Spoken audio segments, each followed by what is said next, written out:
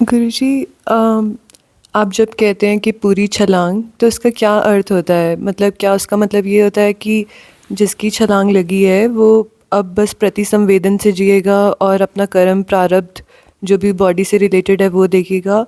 और क्या उसकी अवेयरनेस जो होती है वो कांस्टेंट हो जाती है, एज इन जो भी घट रहा होता है वो देखा जा रहा होता है, जाना जा रहा होता है, या वो अवेयरनेस भी जो आती जाती रहती है? अम, और क्या सेपरेशन का बोध जो है वो बिल्कुल ख़त्म हो जाता है?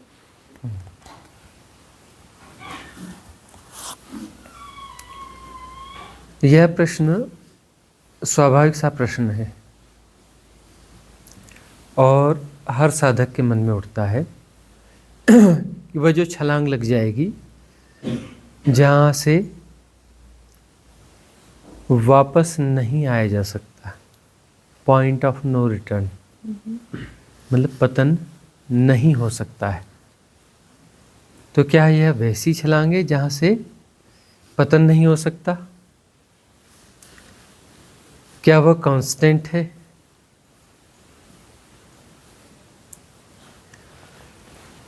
साधक के मन में ऐसे प्रश्न क्यों उठते हैं? क्योंकि वो जान लेना चाहता है कि जो छलांग हमारी लगने वाली उसके बाद क्या होने वाला है। हमें पूरा इसका हिसाब किताब चाहिए कि क्या होता है, कैसे होता है, तब हम छलांग लेंगे। हमें ठीक ठीक पता होना चाहिए कि उसके बाद होता क्या है।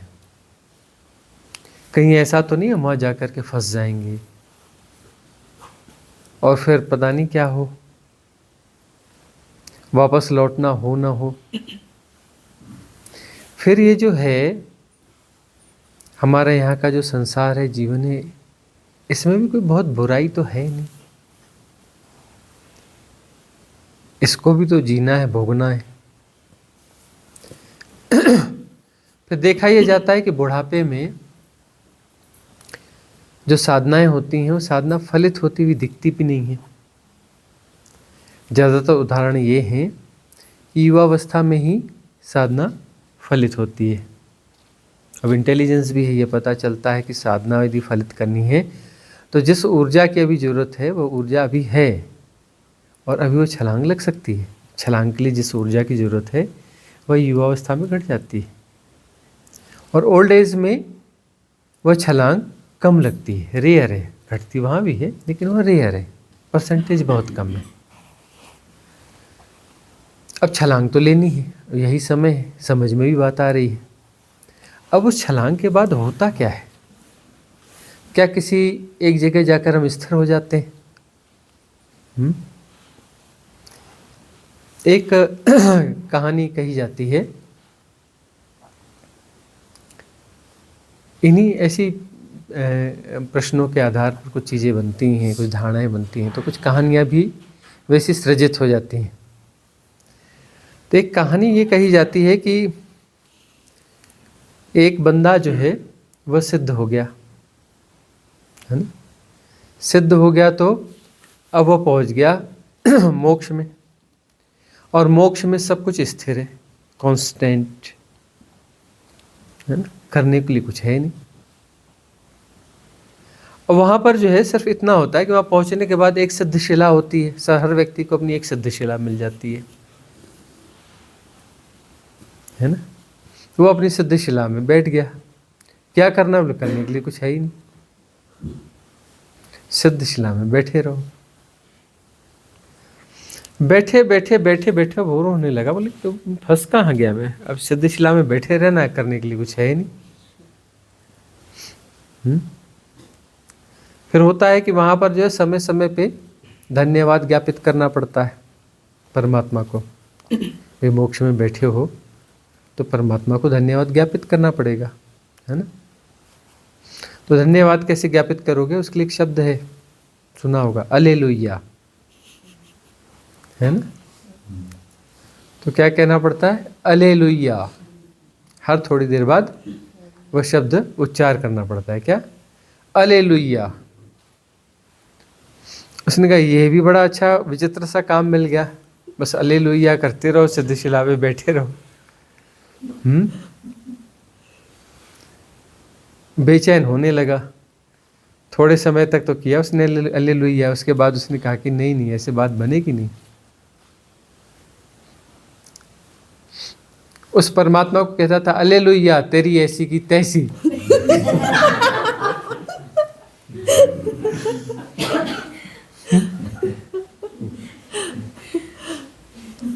हालेलुया तेरी ऐसी की तैसी।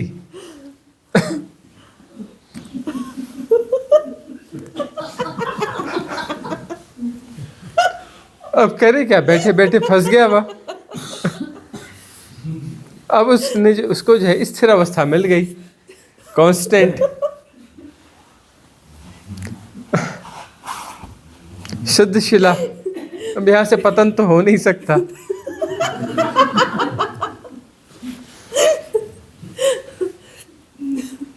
फंस गए बच्चू, क्या करोगे अब? रास्ता एक ही निकलता है, उसको गालियां दो, शायद वह जो उठा के वापस भेज दे।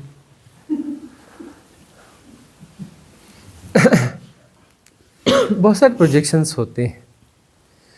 अच्छा, ये मन जान लेना चाहता है कि उसके बाद में फिर कैसा होगा। कहीं ऐसा तो नहीं कि हम जाकर कहीं और फंसे ही जाएं, कि भाई ठीक है वहाँ सर्दी गर्मी नहीं होगी, भूख प्यास नहीं होगी, ऐसा नहीं होगा, वैसा नहीं होगा, यह नहीं होगा, वह नहीं होगा, लेकिन बोले एक जगह बैठे रहो, फंसे रहो, करने के लिए कुछ है ही नहीं।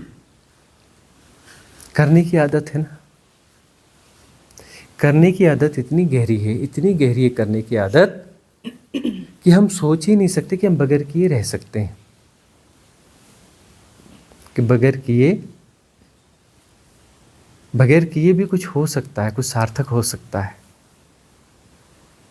हमें लगता है सारी सार्थकता जो है करने में छुपी हुई है, सारी सार्थकता करने में छुपी हुई है।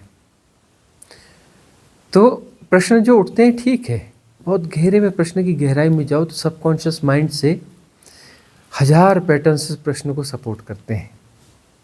हमारा क्या होगा उसके बाद, हमारा होगा क्या, कि हम वहाँ कुछ कर पाएंगे कि नहीं कर पाएंगे, कुछ हंसी मजाक कर पाएंगे कि नहीं, कुछ वॉकिंग शॉकिंग होगी कि नहीं, कुछ ट्रैकिंग शेकिंग होगी कि नहीं, हाँ? एक जगह जाके फंस तो नहीं जाएंगे। मतलब यह है कि हमें अपने सेपरेशन के कुछ जो ग्लिम्स हैं वो बड़े आकर्षित करते हैं। इस सेपरेशन के साथ दुख बहुत है, लेकिन कुछ ग्लिम्स ऐसे हैं जिनका आकर्षण है। यहाँ पर जो है प्रकृति भी है, सुंदर भी है, पक्षियों के गीत भी अच्छे हैं, सुबह भी बड़ी प्यारी होती है, सूरज की मृदुल रोशनी, चंद्र रश्मियों की बाहर, उनका संस्पर्श, वसंत ऋतु, वर्षा ऋतु के अपने आनंद है, भोजन के अपने आनंद है, ट्रैवलिंग के अपने आनंद है। बहुत कुछ है जो हमें आकर्षित करता है, बहुत कुछ है जो हमें आकर्षित करता है। तो वह भी जो है उसका आकर्षण तो बना हुआ है ना, सेपरेशन में वह भी तो है। तो हम चाहते हैं कि ठीक है सेपरेशन डिज़ॉल्व हो जाएगा तो फिर वह कुछ बचेगा कि नहीं हमारा, कुछ हमें शौक है, उस शौक को हम कैसे पूरा करेंगे। पहली बात तो यह है कि सेपरेशन जो डिज़ॉल्व होगा उसके बाद में कोई शौक बचता नहीं है। शौक का मतलब यह है कि यह होगा तो आनंद आएगा और यह नहीं होगा तो आनंद नहीं आएगा। एक शर्त है कि आनंद जो है इसमें ही है, अन्यथा आनंद नहीं है। सेपरेशन के साथ यह बात बनी हुई है। और आनंद का मतलब क्या है, हमेशा जो है सेपरेशन जिस आनंद की बात करता है वह आनंद नहीं है जो सच्चिदानंद है। उसका आनंद जो है वह एक किस्म का सुख है, कुछ सुखद संवेदनाएं ही है वह, है ना, जो फेवरेबल है। फेवरेबल संवेदनाओं को, उस सुख को हम आनंद अभिहित कर देते हैं और उसका आकर्षण है। और ऐसे बहुत सारे आकर्षण हैं, ठीक है ना। हो सकता है किसी का धन का आकर्षण चला गया हो, पद का आकर्षण चला गया हो, तरह तरह के आकर्षण चले गए हों, अब यह आकर्षण शेष रह गए हों कि भाई प्रकृति का तो आनंद ले लेंगे, कुछ संगीत का आनंद ले लेंगे, सुबह शाम रात जो तारों से भरी हुई है बहुत कुछ है। तो यह क्लेरिफाई होना चाहिए कि हम पूरा कर पाएंगे या नहीं कर पाएंगे। अब कोई भी ऐसी चीज़ जिसे हम पूरा करना चाहते हैं, उसको पूरा करने के लिए सेपरेशन तो चाहिए। बगैर सेपरेशन के आप कुछ भी पूरा नहीं कर सकते। इस प्रकार का जो भी सांसारिक अनुभव है उसके लिए सेपरेशन जरूरी है।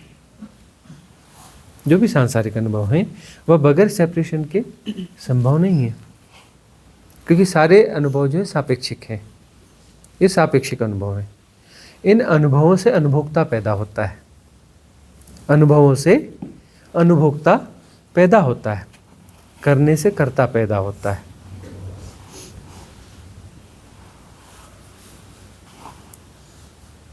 अब जो वह अवस्था है जहाँ सेपरेशन नहीं होगा, वह वस्तुतः अनुभव होगा ही नहीं।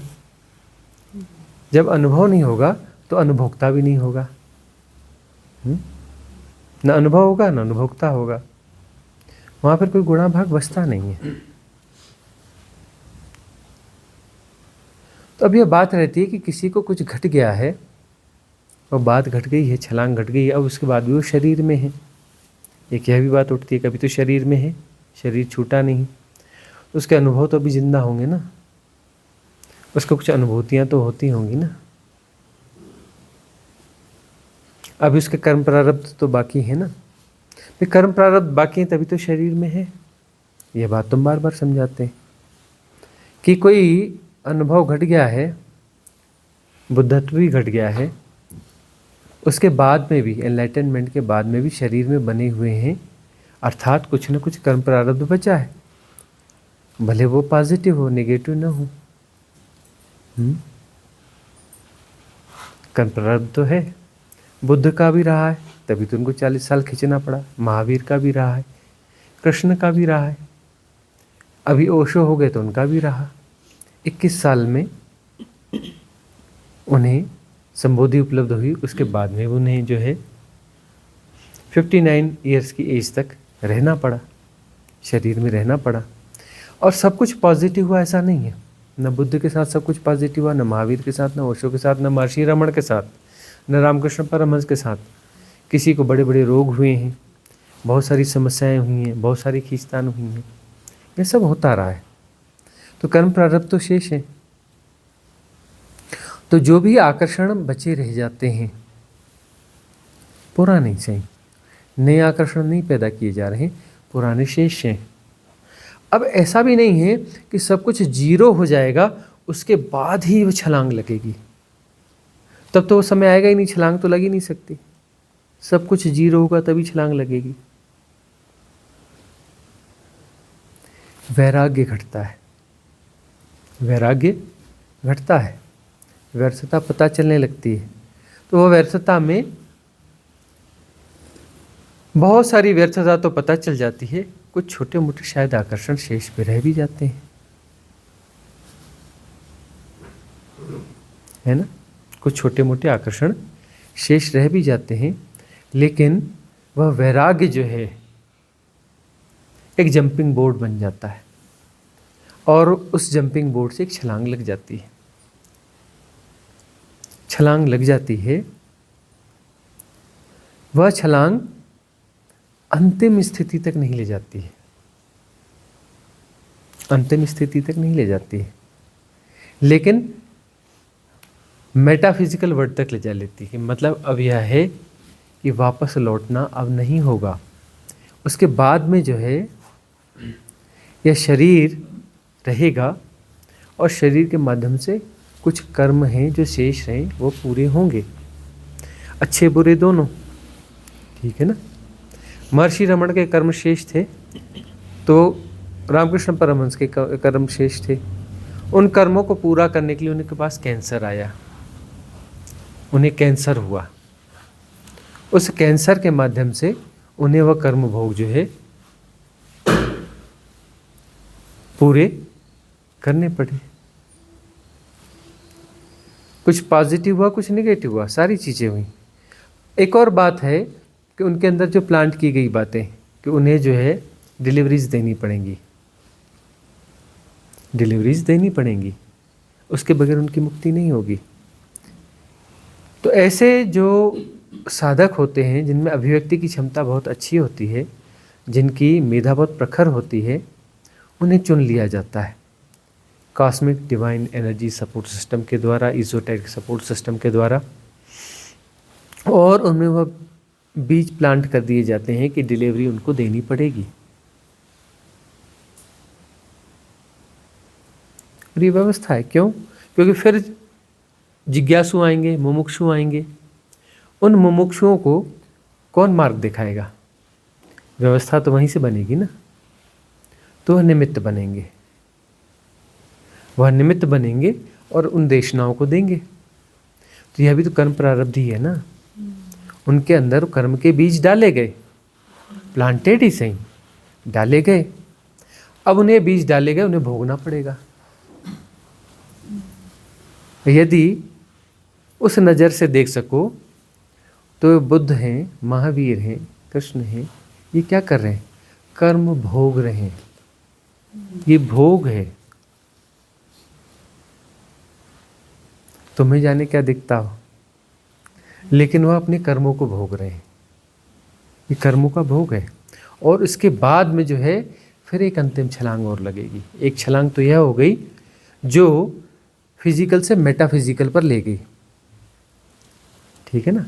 अब यहाँ पर जो है आकर्षण शेष नहीं रहा, वैराग्य सघन हुआ, एक छलांग लग गई, वीतरागता में स्थापित हो गए, प्रतिष्ठित हो गए, वीतराग हो गए। लेकिन अभी बात पूरी बनी नहीं है,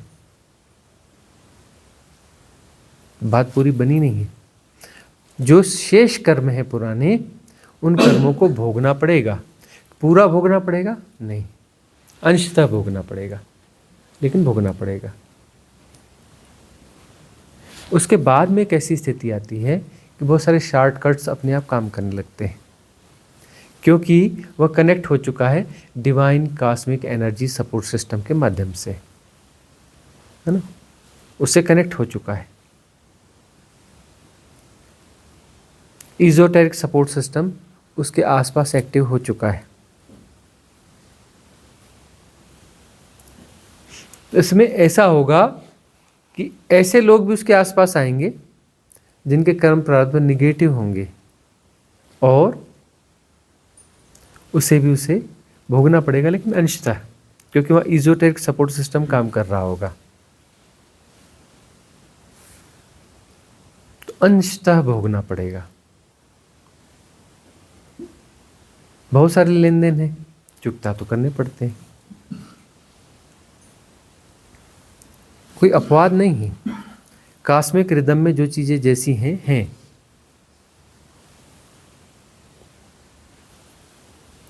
अब जो है उनके कर्म भोग लाइट होंगे, कम हो जाएंगे।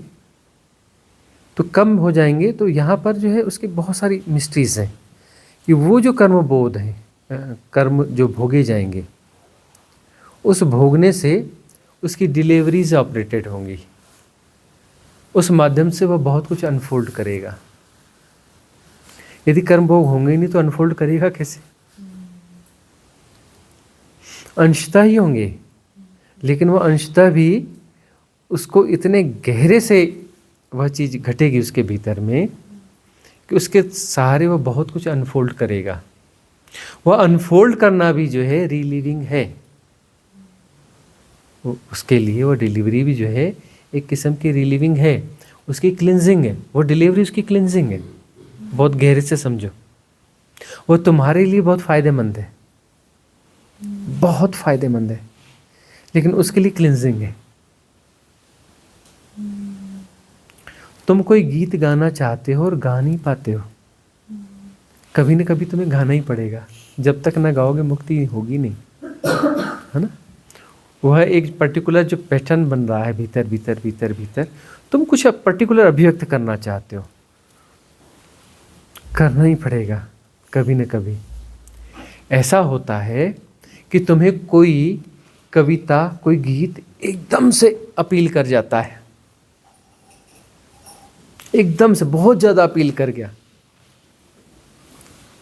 अब तुम उस कविता को कभी न कभी गाओगे, अपने ढंग से गाओगे, हेर फेर करके गाओगे, उस गीत को गाओगे, अपने ढंग से गाओगे, हेर फेर कर गाओगे, तुम्हारे भीतर से वो जन्मेगा या उसका सिमिलरली कुछ जन्मेगा। अब तुम्हें उसे अभिव्यक्ति देनी पड़ेगी क्योंकि तुम प्रभावित हो चुके हो बुरी तरह से। और क्या है, तुम जो है सदगुरु के सानिध्य में हो। सानिध्य में हो का क्या अर्थ है? यह भी एक किस्म का गहरा इन्फ्लुएंस है। बहुत गौर से देखो, ये बहुत गहरा इन्फ्लुएंस है। ये ऐसा इन्फ्लुएंस है जो तुम्हें मुक्ति की तरफ प्रेरित करता है। इन्फ्लुएंस ही तो है, वास्तविक मुक्ति की तरफ अभिप्रेरित करता है। और वही डिलीवरीज तुम्हारे पास आती हैं। वो जो डिलीवरीज आएंगी, उस डिलीवरीज में तुम्हारी मौजूदगी बहुत ज़रूरी है, तुम्हारे कॉन्फ्लिक्ट बहुत ज़रूरी है। तुम भीतर से उलझे उलझे रहोगे तभी तो डिलीवरी आ पाएगी। तुम सुलझे सुलझे हो तो सुलझे को क्या सुलझाना, सुलझे को क्या सुलझाना। तुम उलझे उलझे हो तभी तो सुलझाया जाएगा ना। और तुम्हारे सुलझाने में, तुमको सुलझाने में सुलझाने वाला भी सुलझ जाता है, उसके कर्म प्रारब्ध भी सुलझते हैं। बड़ी मिस्टीरियस बात है कि तुम्हें सुलझाने में तुम्हारी तो सुलझन हो गई, तुम्हारा तो फायदा हो गया, जिसने सुलझाया उसका भी फायदा हो गया, उसके भीतर से भी कुछ जो है सुलझ जाएगा। कोई पुराना कर्म प्रारब्ध रहा होगा वह सुलझ जाएगा। म्यूचुअल बातें हैं यहाँ पर। तुम ये ना समझना कि तुम में शिष्यत्व घट गया तो बस एक तरफा बात है, नहीं। इधर शिष्य पैदा होता है, इधर गुरु पैदा होता है। तुम में शिष्यत्व घटेगा तो जिसके प्रति तुम्हारा भाव है उसके अंदर गुरुत्व घटेगा, और तब जो है तुम्हें जो डिलीवरीज दी जाएंगी वह अल्टीमेट होंगी, जो तुम्हें सुलझा देंगी। अल्टीमेट का मतलब जो तुम्हें सुलझा दे। उस सुलझाने में वह भी सुलझेगा। तुम क्या सोचते हो, जनक जो है बड़भागी है, जनक बड़भागी है कि ऐसे महान सदगुरु से मिले। अरे बड़भागी तो वह है ही, बड़भागी वह सदगुरु भी है अष्टावक्र, जिसे ऐसे शिष्य मिले, वह भी उतनी बड़भागी है।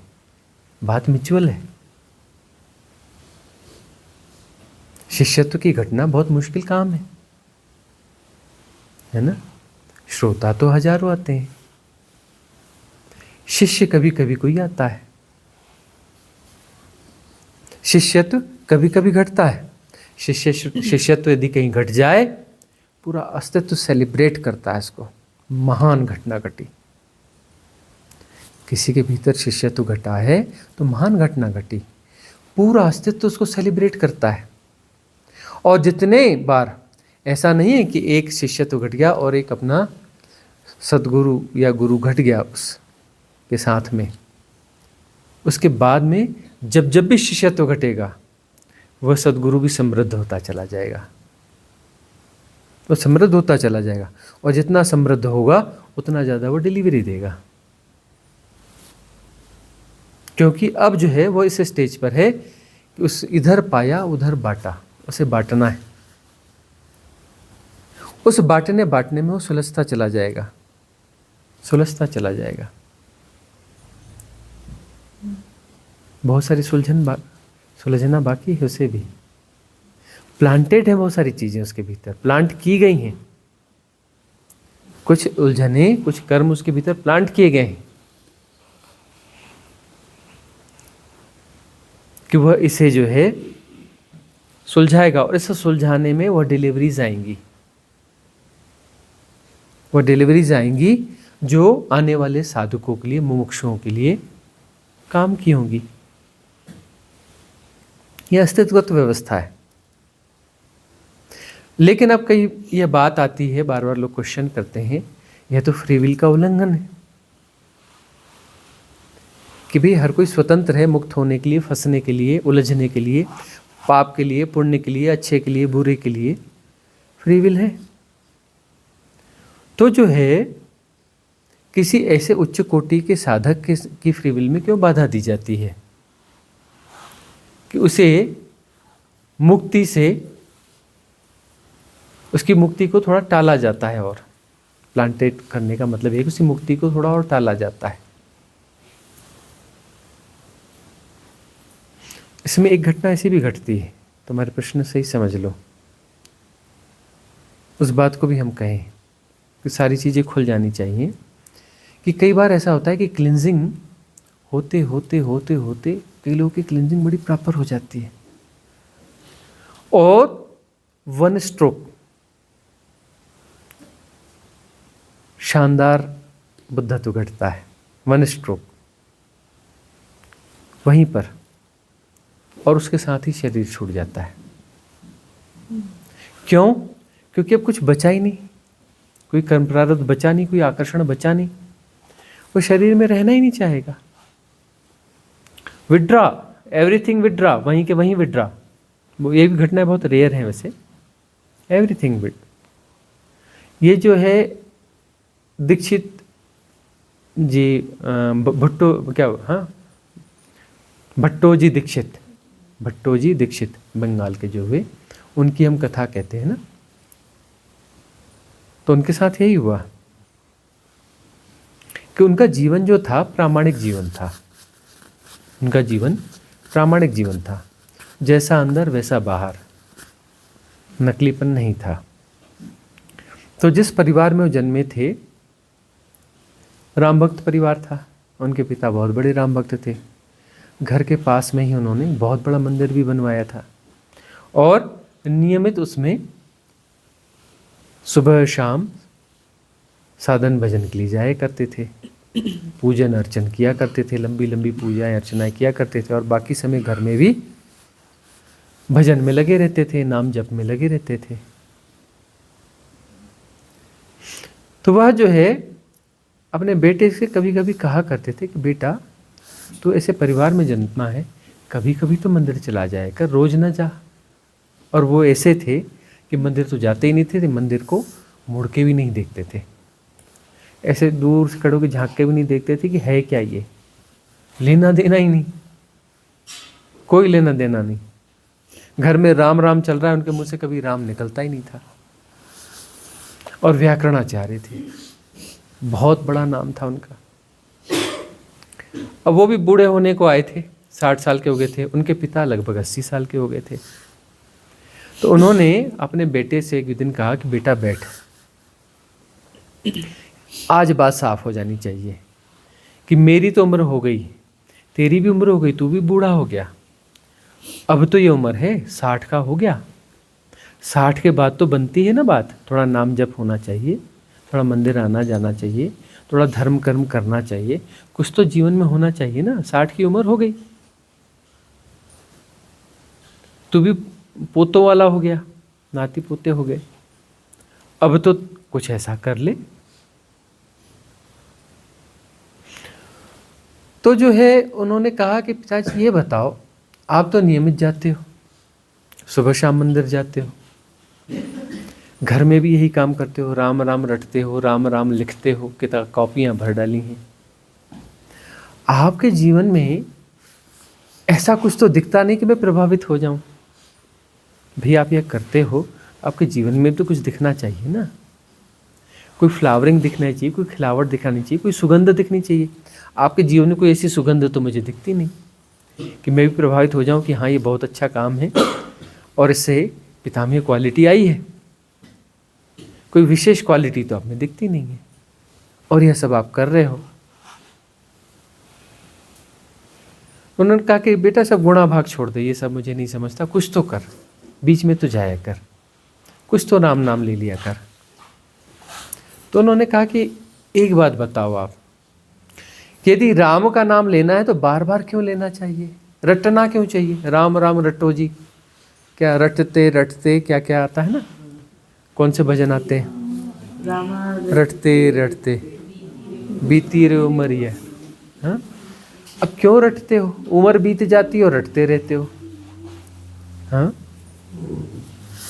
क्यों रटते हो? कबीर दास जी भी कहते थे, कोई राम राम जपता था, बोले तू राम का नाम बर्बाद कर रहा है, राम का नाम तो एक बार लेना बहुत है, ये क्या बार बार अपना राम राम करता रहता है। कबीर दास जी जो है ऐसा कहा करते थे कि तू क्यों अपना ये व्यर्थ में, बड़ा खर्चीला आदमी तू, राम नाम ऐसे ही खर्च कर देता है। राम का नाम तो बस गाहे बगाहे कभी एक बार भी ले लिया, भरपूर है। वही बात भट्टो जी दीक्षित कहते हैं कि पिताजी बार बार की क्या जरूरत है, रटने की क्या जरूरत है? अरे कभी लेंगे, घटेगा हमारे भीतर तो लेंगे, और क्या बार बार लेना? मैं तो व्याकरणाचार्य हूँ, एक ही बार लेंगे, बहुवचन में ले लेंगे। राम क्यों बोलेंगे? रामा, है ना, बहुवचन में ले लेंगे, और वहीं बात पूरी हो जानी चाहिए, तत्क्षण बात पूरी हो जानी चाहिए। और संयोग ऐसा हुआ कि कुछ दिनों बाद ऐसा हुआ कि वह गुजरते थे, शायद लौटते थे, हाँ, अपना सब काम धाम लौटा के घर लौट रहे थे, घर के बाहर ही मंदिर था, बड़ा सा मंदिर था। अचानक वो ठिठक गए, मंदिर के बाहर ठिठक गए और मुड़ के देखा, देखते रहे, और अपनी जूते उतारे और अंदर प्रवेश कर गए, देखते रह गए, विग्रह को देखते रह गए, और अचानक उनके हाथ जुड़े और उन्होंने कहा रामा, और वहीं उनका शरीर गिर गया। देन एंड देयर, कोई टाइम गैप नहीं। प्रामाणिक जीवन था ना, अंदर बाहर एक था, अंदर कोई कपट कुटिलता नहीं थी, सहज जीवन था, सरल जीवन था, कोई धोखा, कोई छल, कोई कपट उनके भीतर था नहीं। तो सहज जीवन था उनका। उन्होंने सिर्फ एक बार रामा कहा, कर्म प्रारब्ध कुछ विशेष न रहे होंगे, वहीं बात पूरी हो गई और शरीर वहीं छूट गया। पिताजी आए उनके, पता चला रोते गाते हुए कि अरे ये क्या हो गया, इससे अच्छा तो तू नहीं आता यहाँ। और फिर उसके बाद उनको रियलाइज हुआ कि देखो मैंने जीवन गंवा दिया। और वह कहा करते थे अपने पिताजी से, उन्होंने एक और बात कही थी कि पिताजी एक बात बताओ कि मंदिर में जाना होता है, ये बात तो समझ में आती है, लौटना कैसे होता है? आप लौट के कैसे आ जाते हो? मंदिर जाना तो समझ में आता है, मंदिर से लौटना, मंदिर जैसी जगह में आप जा रहे हो और लौट के आ जाते हो, बार बार जाते हो, लौट आते हो, ये कोई जाना हुआ? ये कोई जाना हुआ? अरे जाओ तो ठीक से जाओ, लौटते क्यों हो? मंदिर जाने का ये कोई ढंग है? मंदिर जाने का कोई ढंग है? तो सब जाने की जगह है। अरे मंदिर कहो, मस्जिद कहो, गुरुद्वारा कहो, जो भी कहो, चर्च कहो, जो भी स्थान है, वहाँ कोई लौटने की जगह है? वहाँ से जाना हो सकता है, लौटना कैसे हो सकता है?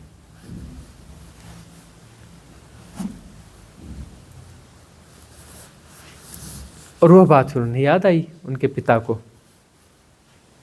कि जाना तो हो गया और मैं लौट आता था, और यह है गया सो गया, पार हो गया। तो यह बात समझने की है कि कुछ लोगों के जीवन में ऐसा भी घटता है,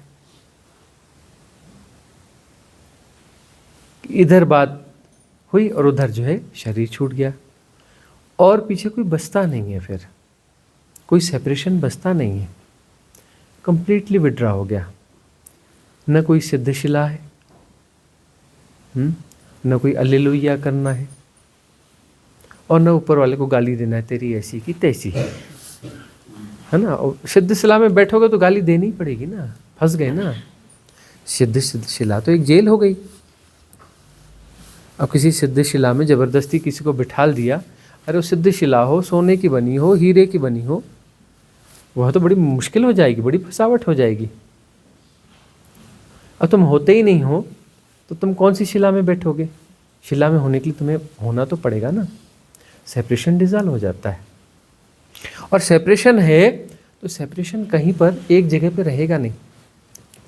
सेपरेशन हिलती डुलती हुई चीज़ है। सेपरेशन बहुत सारे पैटर्न्स हैं, कुछ करने का आग्रह है। सेपरेशन का अर्थ है बहुत सारे आग्रहों का जोड़, कुछ करना चाहते हैं, कुछ बदलना चाहते हैं, कुछ पाना चाहते हैं, तो वह तो मूवमेंट ही करेगा ना, उसे तो चलना पड़ेगा, उसे कुछ बदलना है, कुछ पाना है, कुछ चेंज करना है। तो सेपरेशन कोई स्थिर चीज़ नहीं हो सकती, ठहरी हुई चीज़ नहीं हो सकती। सेपरेशन आग्रहों का जोड़ है। आग्रह का अर्थ है कि जो जैसा है ठीक नहीं है, इसे बदलने की जरूरत है, और कुछ पाने की दौड़ है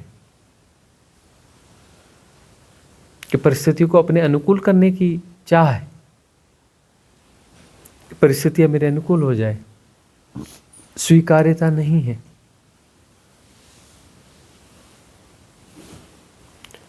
तो सेपरेशन जो है बहुत सारे पैटर्न है, पैटर्न मूवमेंट्स हैं, पैटर्न जो है मूवमेंट्स है। अब ये सब कुछ विड्रा हो जाएगा तो पीछे क्या बचेगा? सेपरेशन बचेगा ही नहीं। तो वहाँ पर स्थिर तत्व होगा, निश्चल तत्व। निश्चल तत्वम जीवन मुक्ति। और निश्चल तत्व क्या आएगा? आएगा नहीं, वह है ही, सदा से शाश्वत है। जो आएगा वो क्षुद्र होगा ना, सेपरेशन ही होगा ना। कहीं से आ रहा है, मतलब यात्रा करके आ रहा है, इनफाइनाइट तो नहीं हो सकता ना। कहीं रहता है, कहीं से आ रहा है, मतलब इनफाइनाइट नहीं हुआ ना। वह सदा से है, शाश्वत है, असीम है, निर्गुण है, निराकार है, बियॉन्ड टाइम एंड स्पेस है। वह सदा से है। तो यदि कोई बुद्ध पुरुष सर्वाइव कर रहा है, मतलब उसकी एक छलांग तो लग गई है ना, मेटाफिजिकल वर्ल्ड की, अभी एक छलांग और लगेगी। इसलिए भगवान बुद्ध को कहना पड़ा, एक है निर्वाण और एक है महापरिनिर्वाण। ठीक है ना। ये बुद्धों के साथ होता है, उनको दो छलांगें लेनी पड़ती हैं, एक निर्वाण की और एक महापरिनिर्वाण की। उसको उनको दूसरी छलांग भी लेनी पड़ती है। उनके भीतर जो प्लांट किया गया है कर्म, उन कर्मों को जो डिजॉल्व करते करते फिर शरीर छोड़ने की स्थिति आएगी, तब उनकी वहाँ दूसरी छलांग चलती है। बुद्ध जब शरीर छोड़ने वाले थे, उन्होंने विषाक्त भोजन कर लिया था एक गरीब के यहाँ, और उन्हें पता था, तब भी उन्होंने कर लिया। और वह जो है आए अपने संग में, उन्होंने कहा कि मैं शरीर छोड़ता हूँ, छोड़ने जा रहा हूँ।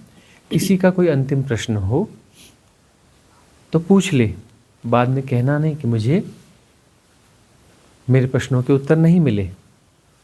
तो वह उस वृक्ष के नीचे बैठे, बोले विष फैल रहा है, जल्दी पूछ लो। और यह खबर जो है आग की तरह फैल गई। तो जिस गांव में ठहरे थे, उस गांव में एक दुकानदार था। उसे पता चला, उस सृष्टि को पता चला कि बुद्ध शरीर छोड़ते हैं, और कभी भी उनके पास नहीं गया था। वो तुरंत वहाँ से दौड़ पड़ा। उसने कोई औपचारिकता भी नहीं करी कि मैं दुकान बंद करूं या क्या करूं। वो वहाँ से दौड़ पड़ा और दौड़ करके वहाँ आ गया कि मुझे जो है मेरा कोई प्रश्न है, मेरा कोई प्रश्न है। इस बीच में जो है, जब तक वो आया, इन्होंने जो प्रश्न थे उनके जवाब दे दिए, और उस वृक्ष के बैक साइड में चले गए और वहाँ लेट गए।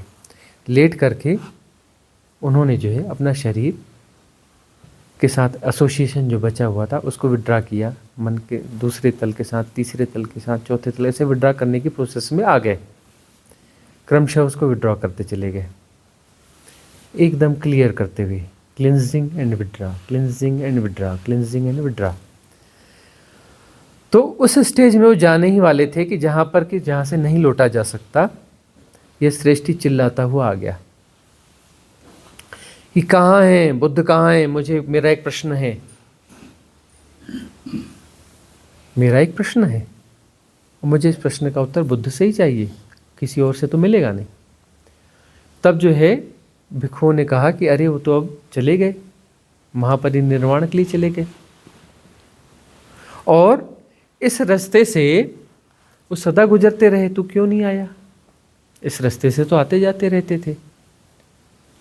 उसने कहा हाँ मुझे पता है, 30 सालों से आते जाते रहे, और हर बार मैं सोचता था कि अगली बार, अगली बार, अगली बार, और 30 साल से मैं कभी उनसे मिल नहीं पाया। मिलना मैं चाहता हूँ पिछले 30 साल से, और गुजरते वो बराबर रहे और यहाँ रुकते भी रहे, और 30 साल से मैं कभी मिल नहीं पाया। लेकिन आज तो यह अवसर मैं चूकूंगा नहीं, मुझे मेरा प्रश्न है और मुझे उत्तर चाहिए। उन्होंने कहा संभव नहीं है। यह बात जो है उनकी इंद्रियां भी काम कर रही थी, बुद्ध की इंद्रियां भी काम कर रही थी, श्रवण इंद्रिय भी काम कर रही थी। वो बैक आ गए, वहाँ से वापस आए शरीर में आए, और उन्होंने आवाज़ दी इसको बुला लो यहाँ पर, इसका जो प्रश्न है मैं उसका उत्तर दूंगा। बाद में कहने को नहीं होना कि बुद्ध के पास कोई आया था अपना प्रश्न लेकर, उसे उत्तर नहीं मिला, तो उसने प्रश्न किया और उसका उत्तर दिया, और उसके बाद कहते हैं कि अब मैं जा रहा हूँ। फिर जो है वो उस प्रोसेस में गए और शरीर छोड़ दिया। महापरिनिर्वाण, वह अंतिम छलांग थी। एक बुद्धत्व की छलांग थी, वह अंतिम छलांग नहीं थी, एक महापरिनिर्वाण की छलांग थी। और यह शब्द उन्होंने बाद में दिया। वह चीज़ फिर अनफोल्ड हुई तो उन्होंने बताया कि यह जो है मैं तो अभी कर्म भोग कर रहा हूँ, है ना, गुरु होने का कर्म भोग। गुरु मुझे बनना था, वह वासना मेरे भीतर प्लांट की गई थी। जो कथा कही जाती है ना, देवताओं ने आग्रह किया, उनको जब ज्ञान उपलब्ध हुआ और वो मौन में चले गए, गहरे मौन में चले गए, तो देवताओं ने आग्रह किया कि ऐसे कैसे चलेगा भाई, इस प्रकार का ज्ञान जो घटता है वो बांटने के लिए घटता है। आप मौन हो जाएंगे तो सृष्टि को मिलेगा क्या? इस सृष्टि में बंटना चाहिए, यह महान घटना है। तब उन्होंने अपनी अंतर्वाणी से परिचर्चा की, बाह्य तो तल पे तो मौन थे, उनसे परिचर्चा करी देवताओं से कि देखो किसको देना है, बेहोश आदमी को देंगे, मतलब तो कुछ निकलता नहीं है, उसके जीवन में तो कोई क्रांति घटनी नहीं है। अपात्र को देंगे तो उसके जीवन में तो कोई घटना घटनी ही नहीं है, कोई प्रेरणा होगी नहीं। और कोई पात्र है उसे देंगे, आज नहीं कल वो तो पात्र है, वह तो उपलब्ध हो ही जाएगा। पात्र है उसको तो उपलब्ध हो ही जाएगा, उसको तो हम न भी देंगे तो वो तो अपनी चेष्टा से वो कर लेगा। तो क्या जरूरत है बोलने की? बोलने की व्यर्थ बात है, क्यों बोलना है? तब देवताओं ने प्रार्थना करी, अपना चिंतन मनन किया, बोले कोई कैसे समझाएं। किसी देवता को अचानक कोई बात पकड़ में आई, उसने रिक्वेस्ट की, भगवान ऐसा है कि कुछ लोग हैं जो अपात्र हैं, उनको कहने का कोई मतलब नहीं है, कुछ लोग हैं सुपात्र हैं, उनको कहने का कोई मतलब नहीं है, लेकिन कुछ लोग इनके बीच में भी तो हैं जिनको जरा सा पुश हो जाए और वो सुपात्र बन जाएंगे। अभी उनकी पात्रता नहीं है, अभी अयोग्य हैं, वो अयोग्य हैं, लेकिन जरा सा पुश मिल जाएगा तो वह जो है पात्र हो सकते हैं, सुपात्र हो सकते हैं। उनके लिए कहिए। और तब जो है सरेंडर करना पड़ा बुद्ध को, और उन्होंने कहा ये कथा है, ऐसा होगा ऐसा जरूरी नहीं है।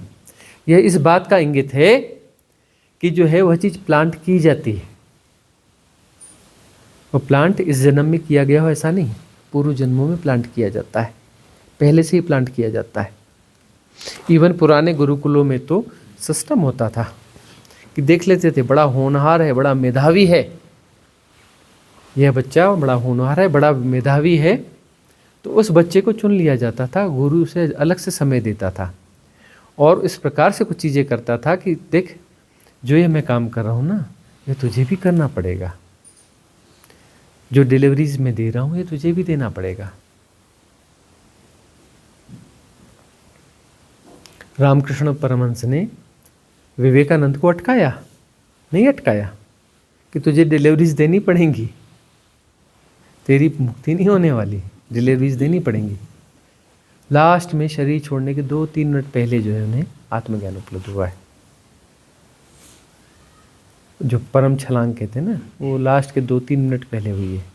सतोरी घट गई उनको, सतोरी घटी, गुरु सानिध्य रहा और उसके बाद में उन्होंने डिलीवरीज दी।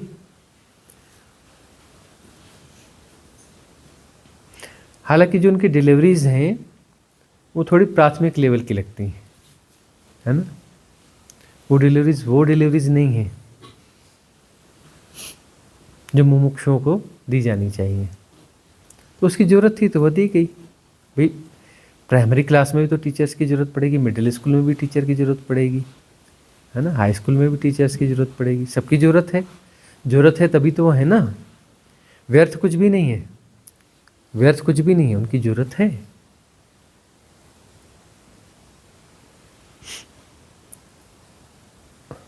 तो ये कथा ऐसे यहाँ इंगित करती है कि वो प्लांट जो है पहले से किया जाता है। तो उनकी छलांग जो है 2 बार लगती है, उनकी छलांग जो है 2 बार लगती है। एक छलांग मेटाफिजिकल वर्ल्ड की और एक छलांग जो है निर्वाण की और महापरिनिर्वाण की। निर्वाण का अर्थ है इस भौतिक जगत से बाहर हो गए, अनागामी के स्तर पे आ गया। मतलब बाय द वे कुछ यदि कुछ बात अटक भी गई तो अब उनका जन्म इहलोक में नहीं होगा, लोअर डायमेंशंस में नहीं होगा, वो एकदम हायर डायमेंशंस। एक ऐसी डायमेंशंस भी होती हैं कुछ कि जहाँ से नीचे जन्म नहीं होता, वहीं से मुक्ति हो जाती है। इतना थिन सेपरेशन रहता है कि अपने आप डिज़ल्व हो जाता है, अपने आप डिज़ल्व हो जाता है।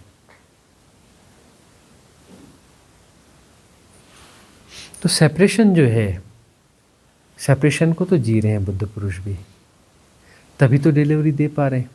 और डिलीवरी देने के लिए कुछ कर्म भोग बाकी होने चाहिए, उन कर्मों के आधार पर ही डिलीवरी होती है। तो ये जो तुम्हारे जीवन में गड़बड़ियाँ हैं, ये गड़बड़ियाँ पूरी तरह से व्यर्थ नहीं हैं। तुम्हारे जीवन में भी कभी खाइयाँ रही हैं या हैं, पतन रहा है, तो ये सब जरूरी है। इसके सहारे ही कभी तुम वह ग्लिम्स ले पाओगे। इसलिए हम कहते हैं कि कभी पश्चाताप नहीं करना इन चीज़ों का कि अरे मेरे जीवन में यह है, कि मेरे जीवन में लोभ है, कि मेरे जीवन में काम वासना है, कि मेरे जीवन में फलाना है, कि यह है वह है। पश्चाताप करते हो और उन चीज़ों को फिर दोहराना पड़ता है। यह साइकोलॉजिकल पैटर्न से तुम जिस चीज़ का पश्चाताप करते हो वह तुम्हें वापस वह गलती तुम दोबारा करोगे। तुम जिस भी गलती का पश्चाताप करते हो वह गलती तुम दोबारा करोगे। वह एक विशियस सर्कल होगा, वह जो एक विशियस सर्कल होगा, यह पार होने का ढंग नहीं है। पार होने का ढंग है जो भगवान शिव कहते हैं कि तुम जो हो अपने आप को जैसा का तैसा स्वीकार करो। तुम किसी हाइपोथेटिकल यात्रा में मत निकलना। तुम स्वीकार कर लेना कि मैं ऐसा हूँ, मैं पापी हूँ, कि कपटी हूँ, कि क्रोधी हूँ, कि ठग हूँ, कि चोर हूँ, कि बेईमान हूँ। जो हूँ उसको स्वीकार करना। तुम कहते हो कि नहीं जी मैं ऐसा हूँ नहीं, मजबूरी है इसलिए मैं ऐसा करता हूँ, यह तो जस्टिफिकेशन हुआ, है ना। और जस्टिफिकेशन के सहारे कभी पार नहीं हुआ जा सकता, कभी पार नहीं हुआ जा सकता। तो स्वीकार करो तुम जैसे हो, कामी हो, क्रोधी हो, यह हो वह हो, स्वीकार कर लो।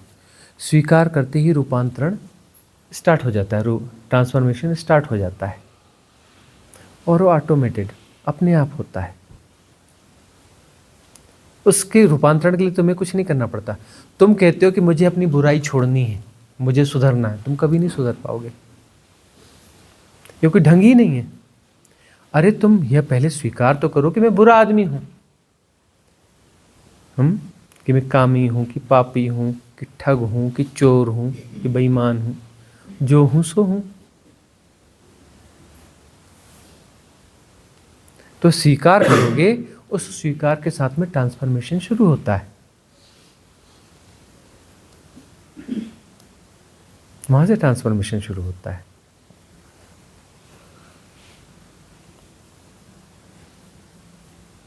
जो जैसा है उसको स्वीकार करना ही पड़ेगा। ऐसा नहीं कि बस ये बात चल रही है, अरे ये तो टेक्निक है कि दुनिया सुनी जा रही है, जैसे कि तैसे सुना जा रहा है, जैसे का तैसा देखा जा रहा है, जैसे का तैसा सब किया जा रहा है। ये विधियाँ, इंटेंस विधियाँ काम कैसे करती हैं? बाद में तुम सबको जैसे का तैसा स्वीकार करोगे तो अपने आप को भी जैसा का तैसा स्वीकार करना चालू करोगे। यहाँ तुम ऐसे हो, मैं ऐसा हूँ, यह मेरा होना है, मेरा मतलब मैं क्या हूँ, ये बहुत सारे इन चीज़ों का जोड़ हूँ कि मैं ऐसा हूँ, वैसा हूँ, फलाना हूँ, ढिकाना हूँ, इन सब का जोड़ मैं हूँ, है ना। इसे मैं स्वीकार कर लूँगा कि मैं ऐसा हूँ तो उसका रूपांतरण होगा, है ना। तो यह जो है बेईमानी, चोरी, ठगी, यह जो है फिर दान और सहयोग में बदल जाएगी। काम, क्रोध, ये सब करुणा में बदल जाएंगे, है ना। मोह, माया, प्रेम में बदल जाएगी। चीज़ें ये जो रूपांतरित हो जाएंगी। शक्तियाँ वही हैं, सिर्फ जो इनका रूपांतरण होना है। अलग अलग शक्तियाँ नहीं हैं कि प्रेम अलग है ना, और जो है क्रोध अलग है, लोभ अलग है, यह अलग है, वह अलग है। काम वासना अलग है, करुणा अलग है, मोह अलग है। अलग अलग कुछ नहीं है, वही शक्तियाँ हैं। उनके होने के ढंग ऐसे हो गए, वो किसी पैटर्न में आ गई है। वो शक्ति किसी पैटर्न को जी रही है। अब पैटर्न जो है चेंज होंगे, पहले चेंज होंगे, पॉजिटिव वाले फैक्टर में आएंगे, है ना। मैत्री, करुणा, प्रेम, है ना। ऐसे उदात्त जो भाव है, यह इनमें रूपांतरण होगा। इनमें रूपांतरण हो गया, अच्छा है, लेकिन यहाँ से मुक्ति नहीं है ना। करुणा भी तो एक उलझाव है, थोड़ा अलग किस्म का उलझाव है। जो सद्गुरु हैं वो ये इस उलझाव को जी रहे हैं, करुणा, प्रेम, इन सबको जी रहे हैं ना। ये भी उलझाव ही है, अंततः यह भी विड्रा होंगे, सब कुछ विड्रा हो जाएगा। ऊर्जा जो है किसी भी पैटर्न को स्टेबल नहीं करेगी, क्रिएट नहीं करेगी, किसी भी पैटर्न में सरवाइव नहीं करेगी, पैटर्न लेस हो जाएगी। सारे पैटर्न सेपरेशन है, सारे पैटर्न। जब साधना सफल हुई का मतलब साधना विड्रा हो गई, तभी तो सफल हुई ना। अंततः तो ऐसी बात होती है कि साधना भी सफल तब होती है जब साधना विड्रा हो जाती है। साधना की जरूरत है, मतलब अभी साधना सफल नहीं हुई है, सफल नहीं हुई है, वह भी विड्रा हो जाएगी, सारी कवायद जाएगी। साधना भी कवायद ही तो है, और क्या है। करुणा भी फसावट ही तो है, और क्या है। अंतिम फसावट है, ठीक है, लेकिन है तो फसावट ना। करुणा का भी आग्रह बना रहेगा तो बचे रहोगे। कहाँ बचोगे? उच्च लोक में, अनागामी लोक में। वहाँ रहकर ऐसे उच्च लोक के देवता बन जाओगे जिसका काम है करुणा करना, सहायता करना, है ना। ऐसे बहुत सारे संत हुए हैं जो उच्च लोक में हैं, बहुत सारे ऋषि हुए हैं जो उच्च लोक में, अनागामी लोक में। यही तो इजोटेरिक सपोर्ट सिस्टम है। इजोटेरिक सपोर्ट सिस्टम का मतलब क्या हुआ? यही तो इजोटेरिक सपोर्ट सिस्टम है। वो करुणावान लोग वहाँ पर एग्जिस्ट कर रहे हैं, पूरी तरह से विड्रा नहीं हुआ, महापरिनिर्वाण नहीं हुआ है। ऐसा क्यों होता है? क्योंकि ऐसा होना चाहिए, इसलिए ऐसा होता है। भाई लोक बनाए हैं, भाई तो उसमें इनबिल्ट है ना नियम। लोग बनाए तो वहाँ कोई रहेगा ना। इटली वाला नियम थोड़े ना लागू होगा कि वहाँ पे गांव है और खाली हो गए गांव। बोले गांव है लेकिन वहाँ कोई रहने वाला नहीं है। हाँ, टाउन्स हैं और वहाँ कोई रहने वाला ही नहीं है। सरकार ढूंढ रही है कोई रहने वाला मिल जाए, उसको पैसा कौड़ी सब देंगे, भैया रह आओ यहाँ पे। बने हुए बिल्डिंग से कोई बिल्डिंग चुन लो, आराम से रह आओ, फ्री में देते हैं तुमको, रहो तो सही।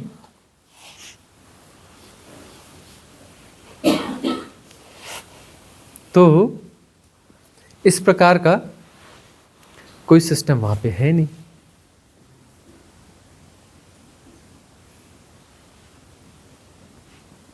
तो उच्च लोक हैं तो वहां पर उसके वासी भी होंगे। उनकी वासी क्यों होंगे? क्योंकि बैलेंस के लिए जरूरी है। और सारे लोग भी तो अंतर संबंधित है ना, अलग अलग डायमेंशंस हैं लेकिन अंतर संबंधित तो हैं, रिलेटेड हैं एक दूसरे के लिए, वह जरूरी है। और सब एक दूसरे के यहाँ आना जाना करते हैं। अपने अड़ोस पड़ोस में, अड़ोसी पड़ोसी के घर में आते जाते हो कि नहीं? अरे भाई कुछ ऐसे भी होंगे जो हमसे ज़्यादा बड़ा बंगला रखते हैं, तो ज़्यादा बड़े बंगले वाले के यहाँ भी जाना पड़ता है, जाना पड़ता है ना। वो भी अपना आते हैं, कभी बड़े लोग भी आते हैं ना, छोटे लोग यहाँ कभी ना कभी तो आते हैं ना, तो उनको भी आना पड़ता है। आना जाना चलता रहता है और स्विचिंग भी चलती रहती है। देखते नहीं कि आज बोले 10 साल पहले गरीब था, बड़ा आदमी बन गया। भाई वो जो है पिछले जन्म में ऐसा था या इस जन्म में ऐसा था, अब वो ऐसा हो गया। अब जो हायर बींग्स हो गया, उसका प्रमोशन हो गया, प्रमोशन डिमोशन, बहुत सारी चीज़ें चलती रहती हैं और सब जरूरी है। खेल है, खेल में सब जरूरी है, तभी तो खेल चलेगा ना। उसमें जीते ही जीत होगी, हार नहीं होगी, तो ऐसे खेल तो कोई खेलेगा नहीं, उबाने वाले खेल होंगे। ऐसे खेल की उम्मीद, थोड़ी कल्पना तो करो कि जहाँ हर कोई जीतता है और सब जीतता है, हारता कोई नहीं है। तो ऐसा हो सकता है क्या कि हर कोई जीतेगा? भी बैलेंस होना चाहिए ना उसमें, तभी तो खेल चलेगा। Positive negative. अब वो जो अणु का स्ट्रक्चर है, एटम का स्ट्रक्चर है, उसमें दोनों होंगे ना भाई, ऋण आयन और धन आयन दोनों होंगे ना। इलेक्ट्रॉन्स होंगे वो ऋण आयन को अपना कैरी ऑन करेंगे, पॉजिट्रॉन होंगे जो प्रोटॉन होंगे वो जो है धन आयन को कैरी करेंगे, और दोनों बैलेंस करते हैं, इक्वल होते हैं दोनों। जितने इलेक्ट्रॉन्स होते हैं ना उतने ही प्रोटॉन्स होते हैं वहाँ पर। उसको मतलब उस हिसाब से वो स्ट्रक्चर्स होते हैं, उसमें अलग अलग चीज़ें होती होंगी और बहुत कुछ होता होगा। तो जरूरी है वो सारी चीज़ें, तो सब जरूरी है। तो उच्च लोग भी जरूरी हैं, तभी तो खेल का वह चीज़ होगी ना। अब ये देखो कि कोई खेल होता है तो उसमें रेफरी की भी ज़रूरत पड़ती है, ठीक है ना। तो बहुत सारे उच्च लोग के देवता वो रेफरी की तरह भी काम करते हैं। ये बात उठती है ना कि भाई ये सब कोई तो चला रहा है, कोई तो परमात्मा चला रहा है। अरे परमात्मा चला रहा है इन द सेंस उस प्रकार से परमात्मा नहीं चला रहा है, द ला है ये। द ला का अर्थ है कि हायर बींग्स हैं और वह जो है यहाँ पर उनके इंटरफियर्स रहते हैं, लेकिन वो न्याय संगत होते हैं, न्याय संगत होते हैं। तुम किसी देवताओं से कुछ मांग लो तो देवता हेल्प करते हैं, लेकिन कितनी हेल्प करते हैं देखेंगे तुम्हारे कर्म प्रारब्ध में वह है कि नहीं। थोड़ा 19-20 करके थोड़ा कर देंगे कुछ, ऐसा नहीं करेंगे कि तुम कहो कि मैं जो है मुझे जो है अंबानी बना दे, एलन मस्क बना दे। तो नहीं नहीं, ऐसा नहीं। बोलेंगे क्या है, थोड़ी समस्या है तेरे घर में, ठीक है 2-4 लाख की समस्या है, 2-4 लाख रुपए तेरे अरेंज हो जाएंगे, इधर न उधर से हो जाएंगे, तेरा काम रुकेगा नहीं। वो बोलोगे अंबानी बना दे और वो कर दे, वैसा नहीं होने वाला है। और तुम देवताओं की प्रार्थना करोगे तो सहयोग करेंगे, लेकिन कहाँ तक सहयोग करेंगे? जहाँ तक वह मौजूद है वहीं तक का सहयोग कर सकते हैं। तो तुम्हें पुलअप कर लेंगे, उस डायमेंशन तक तुम्हें पुलअप कर सकते हैं, उससे आगे की हेल्प नहीं दे सकते। उससे आगे की हेल्प तुम्हें सदगुरु ही देगा। सदगुरु कौन है? ये भी हायर डायमेंशन में फंसा हुआ था और जो है ये आया नीचे फिर, और नीचे आया और इसकी साधना सफल हुई, सुफल हुई। अब जो है वह कुछ ऐसी हेल्प कर पाता है, इसकी आदत तो है हेल्प करने की, तभी तो देवता था। देवता शब्द, देता देवता थोड़ा मिलते जुलते शब्द है ना। देवता का मतलब जो देता रहता है, जिसको बांटता रहता है। देवत्व वाले गुण रहते हैं ना। कुछ लोग रहते हैं जो छीनते रहते हैं, उनको बोलते हैं शैतान, राक्षस, छीन लो, झपट लो, बटोर लो। कुछ लोग रहते हैं डिलीवरी देते हैं। तो वह जो है देने की उनकी आदत तो रही है, देने की उनकी आदत रही है, देते हैं।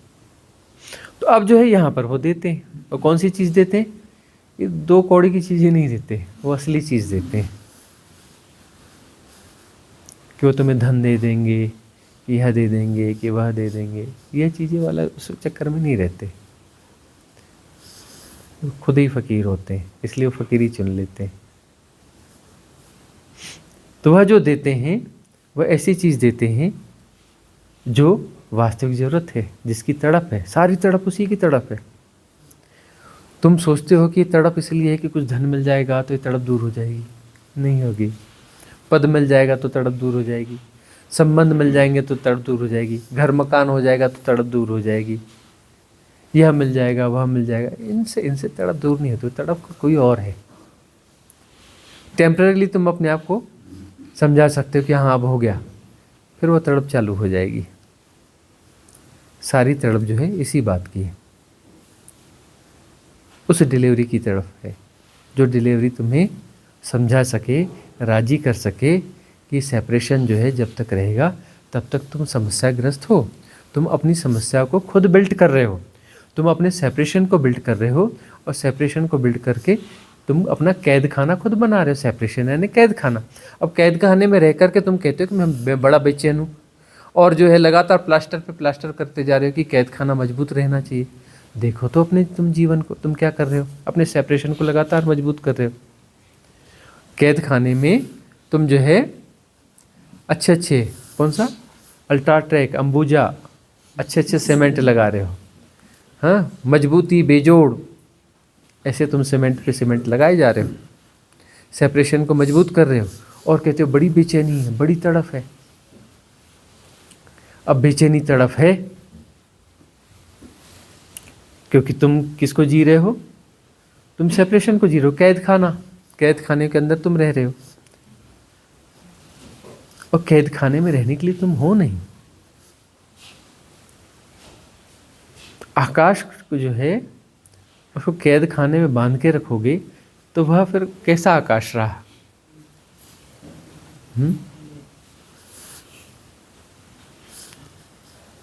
आकाश किसी सीमाओं में हो नहीं सकता, उसको आकाश में तुम सीमाएं खींच रहे हो।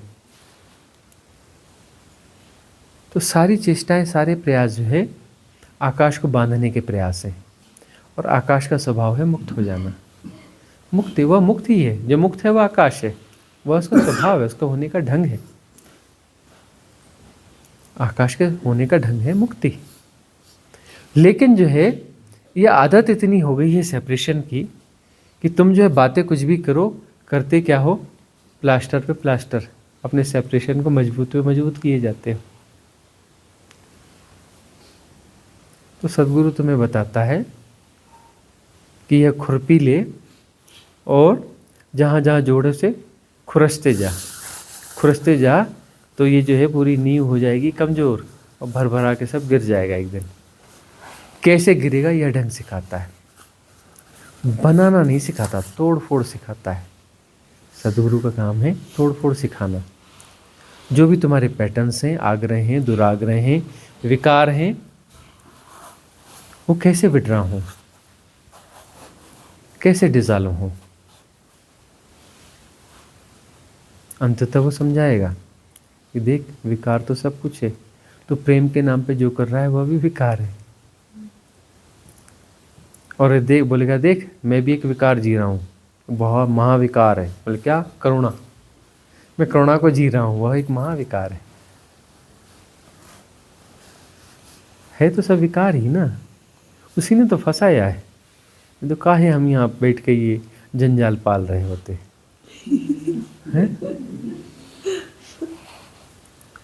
सब विकार है, कहीं पकड़ नहीं होनी चाहिए, हर पकड़ बांधती है। और आकाश को का बंधना, आकाश के लिए सबसे बुरी बात यही होगी कि वो बंधा हुआ है। आकाश बंधा हो ही नहीं सकता है, वो इल्यूजनरी। सारे बंधन इल्यूजनरी हैं, लेकिन इल्यूजनरी बंधन भी तो तकलीफ तो देते ही है ना। तकलीफ तो देते ही है ना। कोई कथा नहीं है कि क्या नागार्जुन के पास कोई आया था, नागार्जुन के पास कोई आया था और उसका कोई ऐसा प्रश्न था, वो हमें ख्याल नहीं आ रहा है, कोशिश करते हैं। वह बड़ा तर्कवादी बंदा था, वो तर्क कर रहा था कि यह जब होता ही नहीं है तो हम इसे बनते कैसे हैं? जब भ्रांति है तो भ्रांति में बनते कैसे? भ्रांति में कोई बंध कैसे सकता है? हम भ्रांतियों में उलझते कैसे हैं? भाई तो सच है ही नहीं, सब भ्रांतियां हैं। तो भ्रांतियों में हम उलझ कैसे जाते हैं? कैसे संभव है? ये बात साबित करो। नागार्जुन को उसने परेशान कर दिया। तो नागार्जुन ने सिर खुजाया, सिर खुजाते ही आइडिया आया। उन्होंने बोले बेटा आइडिया आ जा बेटू। एक गुफा थी आजू बाजू में, गुफा ऐसी थी उसका दरवाजा बड़ा छोटा था, लेट के अंदर जाना पड़ता था। अंदर बड़ी गुफा थी, नागार्जुन ने उस गुफा का उपयोग किया हुआ था। अंदर से सिस्टम ठीक ठाक था। उन्होंने कहा कि तू घुस जा अंदर, आराम से घुस जाएगा, लेट के घिसट के थोड़ा जाना पड़ेगा, अंदर फुल स्पेस है, सुविधा अंदर सारी है। ठीक है, क्या करना है अंदर जाकर? अंदर जाके तुम्हें बोलना है 3 दिन रहना है कि मैं भैंस हूँ। क्या बोलना है? मैं भैंस हूँ। तो इससे क्या होगा? वही तो कह रहे हैं, कुछ तो नहीं होगा। भैंस बोलने से तू भैंस हो जाएगा? नहीं होगा ना, बिल्कुल नहीं होगा। तो काहे के लिए चिंता कर रहा है? भाई तू इतना प्रश्न लेके आया है, इतनी लंबी यात्रा करके आया, तो मेरी भी कुछ बात मानेगा ना भाई। मुझे भी उत्तर देना है ना। उत्तर ऐसा चलता फिरता उत्तर तो देना नहीं है, समाधानकारी उत्तर देना है। ठीक है ना? तो भैंस बोलने से भैंस हो जाएगा? बिल्कुल नहीं हो जाऊंगा। और काहे पचड़े में डालते हो? तो पचड़ा, अरे पचड़ा क्या है, मतलब करके तो देख लेना, प्रयोग ही तो है, करके देख ले। तो अंदर घुस जा और बैठ करके एक ही काम करना कि मैं भैंस हूँ, मैं भैंस हूँ, मैं भैंस हूँ, मैं भैंस हूँ। ऐसा बस करते रहना 3 दिन तक। है ना? उसे जो अंदर घुसा दिया और चालू हो गया, मैं भैंस हूँ, मैं भैंस हूँ, मैं भैंस हूँ, मैं भैंस हूँ, मैं भैंस हूँ। 3 दिन की साधना। काय की साधना? भैंस होने की साधना, है ना? 3 दिन के बाद में नागार्जुन ने आवाज दी, अरे फलाने निकल बाहर। डंडा लेके उसे कोचा, निकल बाहर। लगा हुआ था मैं भैंस हूँ, मैं भैंस हूँ, मैं भैंस हूँ, भैंस हूँ। तो जगह, अच्छा बाहर निकलो। ठीक है, निकल के आता हूँ। निकल के आने लगा और वो उस दरवाजे के पास पहुँचा और कहता है कि मैं तो निकल नहीं पाऊंगा, ये तो दरवाजा छोटा है। अरे तू तो गया था ना इसी दरवाजे से, तू घुसा था तो निकल क्यों नहीं सकता? बोले नहीं नहीं, मेरे सिंग अटक रहे हैं इसमें। मेरे सिंग जो फंस रहे हैं, इससे कैसे निकलूं? सिर तो निकल जाएगा, सिंग कहाँ से निकलेंगे? सिंग फंस जाएंगे ना। क्या किया होगा नागार्जुन ने? सोटा था ना, धाए धाए धाए 2-4 सोटे ऐसे खींच के मारे वहीं से। और उसके बाद बोला आया होश? उसने हाँ हाँ हाँ आ गया, चीखा चिल्लाया, आ गया, निकल बाहर। निकल के आ गया, निकल गया। बोले तेरे भैंस नहीं फंसे, सिंग नहीं फंसे? अब सिंग, अरे मुझे ख्याल ही नहीं रहा, आपके जो डंडे पड़े ना तो पूरा सब बिखर गया, सब मामला ही बिखर गया। अब तो ये बता कि ये भ्रांति काम कर सकती, कि भ्रांति फंसा सकती कि नहीं फंसा सकती, ये बता। तो उसने चरण छू लिया, महाराज फंसा सकती है भ्रांति। तो भ्रांति फंसा रही है ना। भ्रांति फंसा रही ना, तुम देखो तो सही, जो भी भ्रांति तुम्हें फंसा रही है उस भ्रांति के साथ तुम करते क्या, भ्रांति पैदा कैसे करते हो, भ्रांति पैदा करने का ढंग क्या है, तुम उसे देखो तो सही।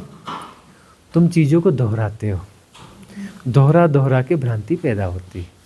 यही गोएबल्स का सिद्धांत है।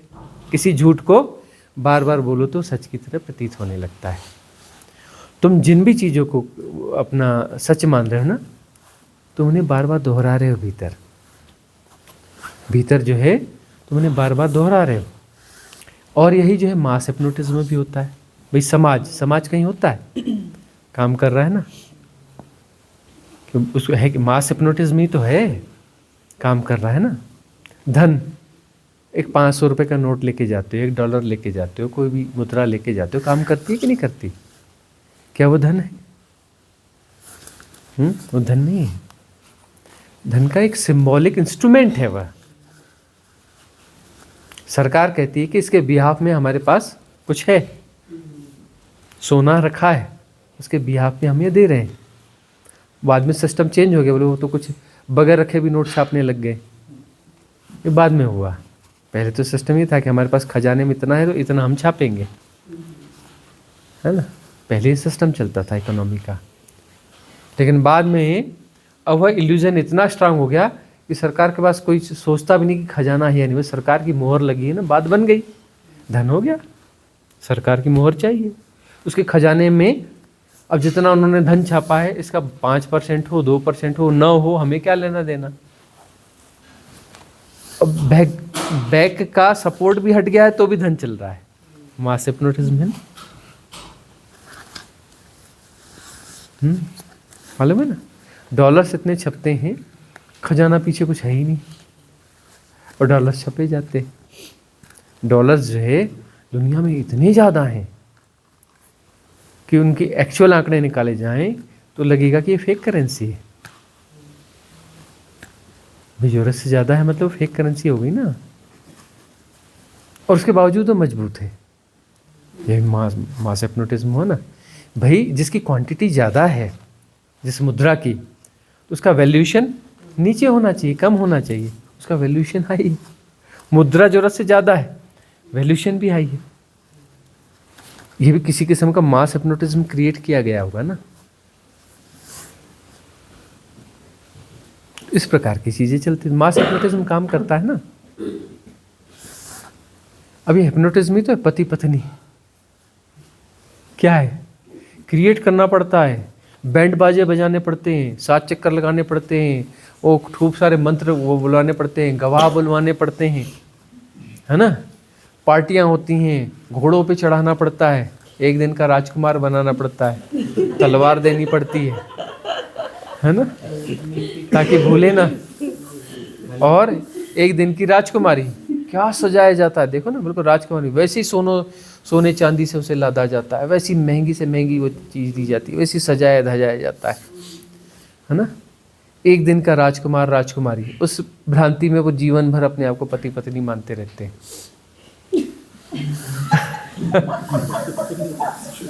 हिप्नोटिज्म क्रिएट किया जाता है ना, क्योंकि पति पत्नी जैसा तो कुछ होता ही नहीं है। अरे गौर से देखो, माँ बाप जैसा भी कुछ नहीं होता। न कोई किसी का माँ है, न कोई किसी का पिता है, न कोई बेटा है, न कोई बेटी है, न कोई बंधु है, न कोई सखा है, कोई किसी का कुछ होता ही नहीं है। ये शब्द जो है, ये सारे शब्द हमारे गढ़े हुए शब्द हैं, लेकिन ये गढ़े हुए शब्द जो है एक बड़े मास हिप्नोटिज्म का हिस्सा है, लंबे समय से चले आ रहे हैं, लंबी परंपरा है इनकी, लंबा दोहराव है।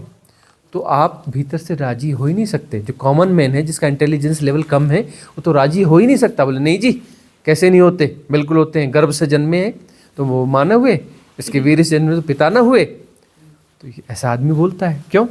इंटेलिजेंस लेवल बहुत कम है, IQ लेवल बहुत कम है ना, वो समझ ही नहीं पाएगा इस चीज़ को, एक्सेप्ट कर ही नहीं पाएगा। इसके लिए बहुत हाई इंटेलिजेंट क्वोशिएंट चाहिए ना, मेधा बड़ी प्रखर चाहिए ना, तभी तो पता चलेगा कि सारे संबंध नदी नाव संजोग हैं, सच यहाँ कुछ है ही नहीं, कोई संबंध सच नहीं होता। और तभी तो माया मोह टूटेगा ना। अब संबंधों के साथ में माया मोह है तो माया मोह को ही जियोगे ना, बुद्धत्व को, आत्मज्ञान को कहाँ जी सकते हो? ज्ञान क्या है? बुद्धत्व क्या है? बुद्धत्व समझना है कि संबंध तो कुछ होता ही नहीं, माया मोह की जरूरत ही नहीं है। अब तुम्हें लगता है नहीं नहीं संबंध होता है तो माया मोह को भी जियो, माया मोह को जियो तो तुम्हारे जीवन में असली धर्म कभी घटेगा नहीं। तुम जो है कौन से धर्म को जियोगे? फेक धर्म को जियोगे। वह भी मास हिप्नोटिज्म है ना। बहुत सारे धर्म है ना, कई कई नाम है भैया उनके। हाँ, बोलते हैं इतने 4-5 कितने बड़े धर्म हैं, बिल्कुल एक्चुअली शायद 300 से ज़्यादा धर्म है बोलते हैं, है ना। ये सब क्या है? मास हिप्नोटिज्म है ना। ये कोई धर्म होता है? हाँ, परमात्मा, ईश्वर, खुदा बांटा जा सकता है? ये कोई बंटने वाली चीज है? धर्म अलग अलग धर्म हो सकते? क्या है ये? मास हिप्नोटिज्म है ना। उसके नाम पे लड़ाइयाँ नहीं होती, धर्म के नाम पर। लड़ाइयाँ किसकी चीज पे? झूठ की लड़ाइयाँ हो सकती है ना। सच की कोई लड़ाई हो सकती है? लड़ाई हमेशा झूठ की होती है। सच की कोई लड़ाई नहीं होती, झूठ की लड़ाई होती है ना। सारी लड़ाइयाँ झूठ की लड़ाइयाँ होती, सच की कोई लड़ाई नहीं हो सकती। ईश्वर यानी जो परम ऐश्वर्यवान है, मतलब सब कुछ वही है, सब कुछ उसी का है। परमात्मा मतलब वहां पे दो नहीं है। खुदा यानी जो खुद पे आ गया। अरे खुद पे ही तो आना है ना। हाँ, क्या है? सब वही तो बातें हैं। अब तुम पानी को वाटर बोलो, नीर बोलो, जल बोलो, तन्नी बोलो, तो क्या वो उसकी प्रॉपर्टी बदल जाएगी? प्रॉपर्टी तो बदलने वाली नहीं ना, वो तो वही है ना।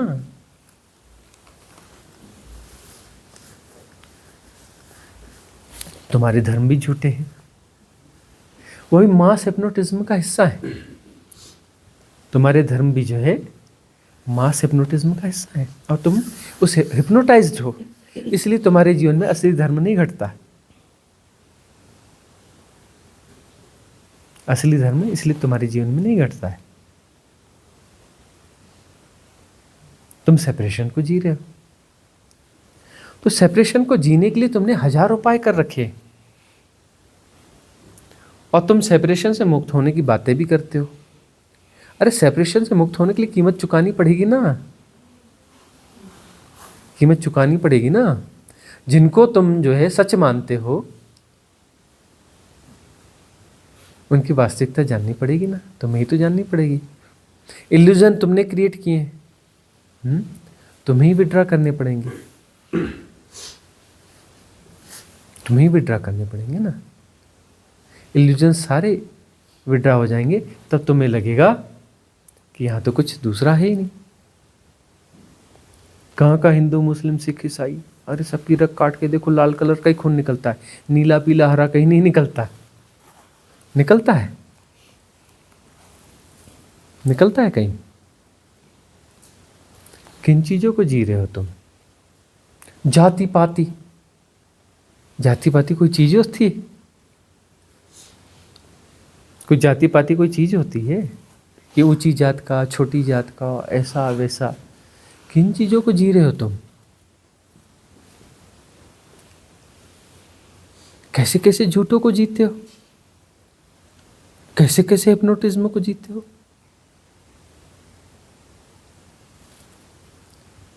और तुम कहते हो कि मुक्ति भी चाहिए, लेकिन यह चीज तो सही है, जाति पाति तो सही है, ऊंची जात छोटी जाति सही है, और मुक्ति भी चाहिए, और परम ज्ञान भी चाहिए, ये धर्म सही है।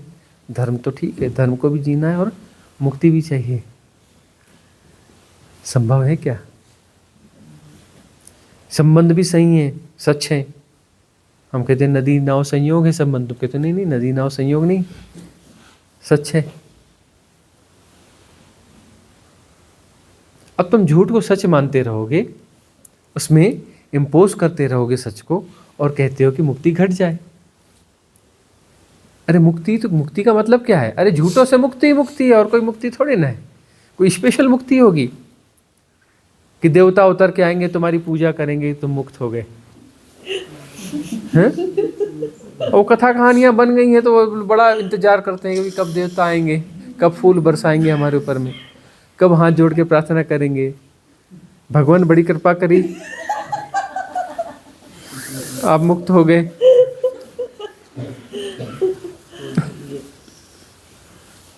किन चक्करों में पड़े हो? अरे इन भ्रांतियों से मुक्त होना ही मुक्ति है, और कोई मुक्ति नहीं है। और भ्रांतियां तुम्हारी गढ़ी हुई है, तुम्हें ही उसको तोड़ना पड़ेगा। सदगुरु तुम्हें जो है देशना दे रहा है, यह एक तरीका है कि तुम सिर्फ रेजोनेंस बिठा लो। सदगुरु के साथ तुम रेजोनेंस बिठा लो, वो तुम्हें हथौड़ा मार रहा है और तुम राजी हो कि हाँ मारो जी, पढ़ा तो अपना जो है उसके उस चोट से जो है घबराना नहीं। ओहो मत बोलना, आहा बोलना। हथौड़ा पड़े तो ओहो मत करना, आहा करना, मजा आ गया। तो तुम्हारे आहा सुनकर बोलेगा हाँ सुपात्र है, दूसरा हथौड़ा और तेज मारो, है ना। हथौड़े तेज पड़ेंगे, आहा आहा सुनते सुनते हथौड़े तेज होते चले जाएंगे और तुम टूट फूट के चकनाचूर हो जाओगे। तुम हो झूठ का जोड़, तुम्हारे सारे झूठ टूट जाने चाहिए, बिखर जाने चाहिए। और बिखरते ही क्या रह जाएगा? अनंत आकाश, बंधा हुआ आकाश नहीं, वो छोटी सी दीवालों के गोल घेरे के बीच में बंधा हुआ कैद खाने वाला आकाश नहीं, अनंत आकाश, निर्गुण, निराकार, निरभ्र, शाश्वत, जैसा है, जैसा का तैसा।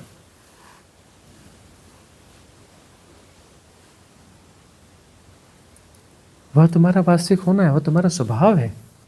अनंतता तुम्हारा स्वभाव है। बियॉन्ड टाइम एंड स्पेस, मतलब टाइम एंड स्पेस तुमने क्रिएट किए हुए हैं। तुम्हारे ये इल्यूजन्स तुम्हारे क्रिएटेड इल्यूजन्स हैं। समय जैसी कोई चीज़ नहीं होती, स्थान जैसा कुछ होता नहीं है। देश काल जो है तुम्हारा सृजन है, मेजर इल्यूजन्स हैं। समय जैसी कोई घटना होती ही नहीं है, स्पेस जैसी कोई घटना अलग से होती ही नहीं है। स्पेस तुम्हारी इल्यूजन्स है। अनंत को कैसे तुम इमेजिन कर सकते हो जी? तुम्हारी हाइपोथेसिस होगी। अरे हाइपोथेसिस यानी बड़ा झूठ, है ना, वो रियलिटी थोड़ी ना होती है। वो कितनी भी साइंटिफिक हो तुम्हारी हाइपोथेसिस, वो एक बड़ा झूठ होता है, थोड़ा सा क्या डेकोरेटेड झूठ होता है ना, थोड़ा तर्कसंगत झूठ होता है। वही तो हम कहते हैं ईश्वर परमात्मा सब क्या है? डेकोरेटेड हाइपोथेसिस है ना, थोड़ा उसको जो है थोड़ा तर्क के साथ प्रस्तुत की हुई, डेकोरेट की हुई हाइपोथेसिस है। कोई परमात्मा होता है, कोई ईश्वर होता है? किस चक्कर में पड़े? तुम्हारे शब्दों में समा जाएगा सत्य। तुम बोलते हो कि हमने वो कर लिया और शास्त्रों में लिख दिया। हाँ, शास्त्रों में किसने लिखा? तुमने ही लिखा होगा। अपौरुषेय हैं। अरे भाई, जिसको घटा उसको घटा, उसने शब्दों में बांधने की कोशिश करी, क्योंकि तुम्हारे शब्दों में ही तो बांधेगा ना, और शब्दों में समाता नहीं। वह उसमें वह भी तो लिखा है कि हम शब्दों में बांध रहे हैं, समाता नहीं है। तुम यह पढ़ लेते हो नहीं, जो होता है उसमें वह नहीं पढ़ा। उन्हीं उपनिषदों में लिखा है कि शब्दों में समाता बिल्कुल नहीं है। कोशिश कर रहे हैं हम, और ऐसी कोशिश कर रहे हैं जो असंभव है। कभी नहीं समाया, कभी समा नहीं सकता, न भूतो न भविष्यति। तो ये जो कर रहे हैं ये हम समय के भीतर कर रहे हैं। समय के भीतर में सत्य आता ही नहीं है। न भूतो न भविष्यति, भूत भविष्य वर्तमान, ये सब तो समय का ही खेल है। तुम लिख रहे हो, बाद में पढ़ोगे, सुनोगे, सब तो वही बात है ना। समय के भीतर की घटना है ना, समय में सत्य समाता नहीं। समय इल्यूजन है, टाइम एंड स्पेस जो है इल्यूजन है। तुम्हें ही समझना पड़ेगा, अनफोल्ड करना पड़ेगा कि समय कैसे इल्यूजन है। समझा तो रहे हम, 1000 तरीकों से समझाया है, सुन लो।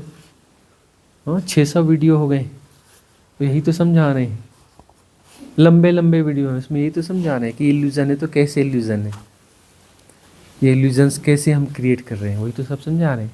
सुनो ना जा करके, कि समय कैसे इल्यूजन है, टाइम कैसे इल्यूजन है, स्पेस कैसे इल्यूजन है।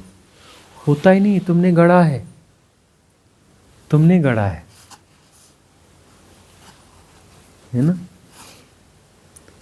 करुणा भी इसी के अंदर की बात होगी, किसी न किसी टाइम स्पेस के इल्यूजन के भीतर ही करुणा हो सकती है ना। इसके बाहर करुणा भी नहीं हो सकती। प्रेम बड़ी अच्छी घटना है, बड़ा विस्तार सा महसूस होता है, फैलना महसूस होता है ना, हम फैलना महसूस करते हैं, अच्छी बात है। कारागृह बड़ा हो गया, हाँ, कारागृह बड़ा हो गया है तो कारागृह ही ना। अब उस ऐसा बोलते कि ये कारागृह चलेगा, अरे वो हम जो है 10 बाई 10 के कारागृह में थे, हाँ, अब कैसे कारागृह में आ गए, बोले मल्टी किलोमीटर्स का है, उसके अंदर सब कुछ है, नगर है, बाजार है, जंगल है, पहाड़ है, हाँ, बोले हजारों वर्ग किलोमीटर में है कारागृह, चलेगा। अरे कारागृह तो कारागृह ही है ना, अनंत असीम निर्गुण निराकार तो ना हुआ ना। तो ये देखो अपने भीतर कि चाहना क्या है। चाहना ये है कि कारागृह, छोटे कारागृह में बड़ी बेचैनी होती है, तो बड़ा कारागृह मिल जाए कि जहाँ पर हमारी सारी चीज़ें होनी चाहिए, हम भी होने चाहिए, जंगल हो, पहाड़ हो, नदियाँ हो, नाले हो, शहर हो, बाजार हो, सभ्यता हो, सब कुछ हो, लेकिन बाउंड्रीज होनी चाहिए। बियॉन्ड बाउंड्री नहीं, डर लगता है। सेफ्टी चाहिए, सेफ्टी बाउंड्री होनी चाहिए, ऊंची वाली बाउंड्री, कोई कूद फांद के बाहरी अज्ञात न आ सके,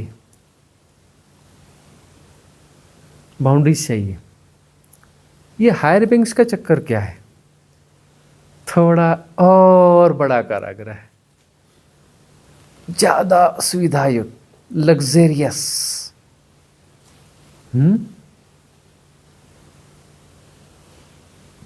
वही तो है ना। बड़े कारागृह चुन लेते हो, देवता हो गए, बड़े कारागृह में फंस गए। अब वहां जो है तुम्हारा टाइम फैक्टर का इल्यूजन चेंज हो जाएगा, खत्म होगा क्या, नहीं होगा, स्लो, गो स्लो वाले में आ जाओगे। यहाँ जो है सुबह होती है, शाम होती है, जिंदगी यूं ही तमाम होती है, 4 महीने रिट्रीट के निकल गए, पता ही नहीं चला है। कितनी माइक घटना है। पूजा है, बोलती थी अरे इतना लंबा है, क्या होगा, कैसे होगा, कब होगा, क्या क्या होगा, सॉरी ये तो निकल गया, आप कैसे करेंगे, बीत गया, रीत गया।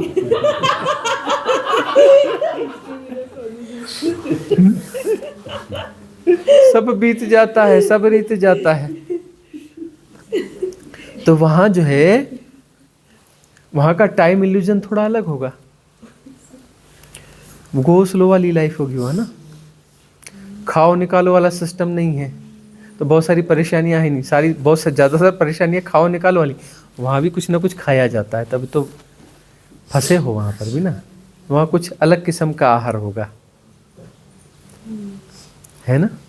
तो वहाँ का टाइम इल्यूजन बिल्कुल अलग होगा, अलग किस्म के टाइम जोन को जियोगे वहाँ जाकर, उस डायमेंशन में।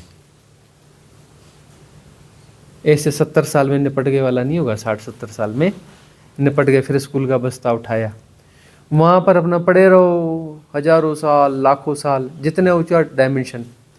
अब साल तो तुम्हारे यहीं के काम करेंगे ना, तुम 3D वाले, इस 3D में भी क्या, तुम इस 3D वाले टाइम जोन को पूरा ऐसे जीते हो, ऐसा थोड़ी है। तुम तो अपना ये वाला धरती वाला टाइम जोन जीते हो ना।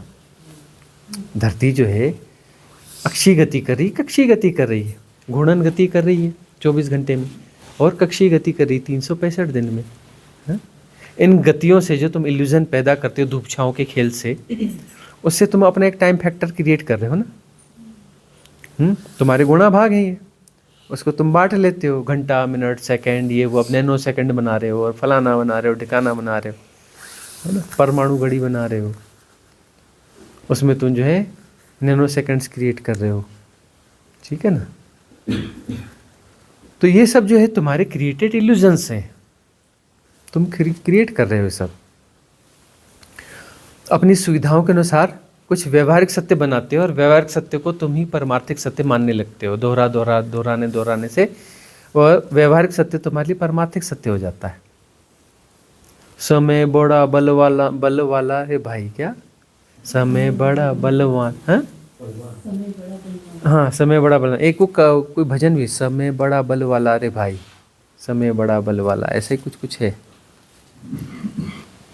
अब तो जो तुम्हारा झूठ इतना बलवान कर लिया तुमने दोहरा के कि वो बलवान हो ही गया है, तुम उसके बाहर हो ही नहीं सकते।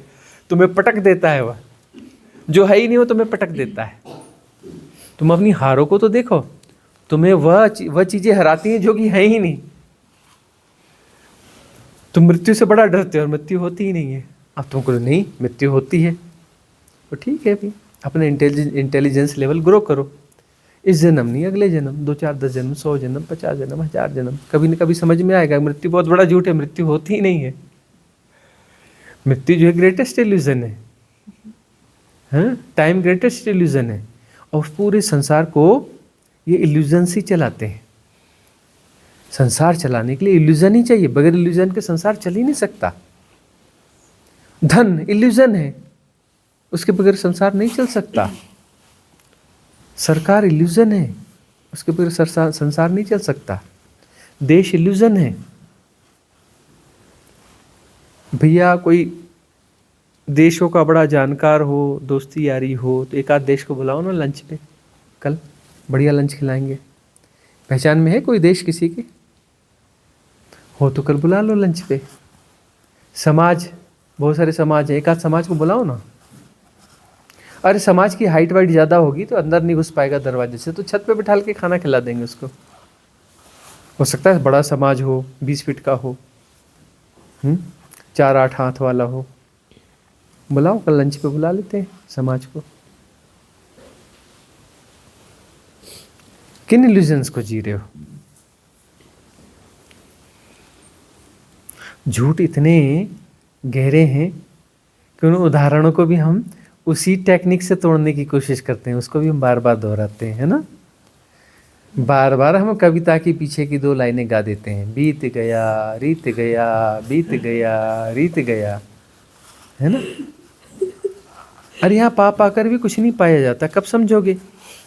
3 बार प्रधानमंत्री रहने के बाद में भी समझ में नहीं आया, आखिर में जाके तुम गीत गा रहे हो, बीत गया रीत गया। अरे पद पाने से कुछ थोड़ी ना मिलता है। भारत रत्न भी मिल गया, 3 बार प्रधानमंत्री भी रहे आए, गीत क्या गा रहे हो? जीवन बीत गया, जीवन रीत गया, हाथ में कुछ आया नहीं। धन्य है, कम से कम इतना ही तो समझ में आया जीवन जाते जाते कि बीत गया रीत गया, हाथ कुछ आया नहीं, पद पाकर भी हाथ में कुछ नहीं आया। पुरस्कार, सबसे बड़े पद प्रतिष्ठा पाकर के, सबसे बड़ा पुरस्कार पाकर भी कुछ हाथ में आया नहीं। कब समझोगे? तुम दोहराओ की बातें समझते हो, तो हम भी दोहरा करके तुम्हें तोड़ेंगे।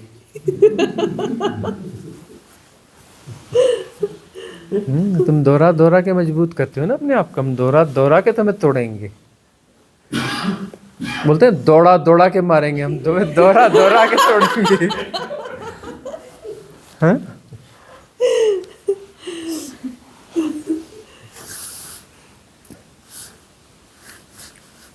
देखो कितना खतरनाक सेपरेशन है ना। करुणा भी सेपरेशन को जिंदा रखने का कारक है। प्रेम भी, प्रेम मुक्त करता है। तुम्हारे छोटे कारागृह से तुम्हें मुक्त करता है और बड़े कारागृह में तुम्हें फंसा देता है। लेकिन ग्रोथ तो है ना। करुणा उस कारागृह से तुम्हें मुक्त करके किसी बहुत बड़े कारागृह में तुम्हें फंसा देती है।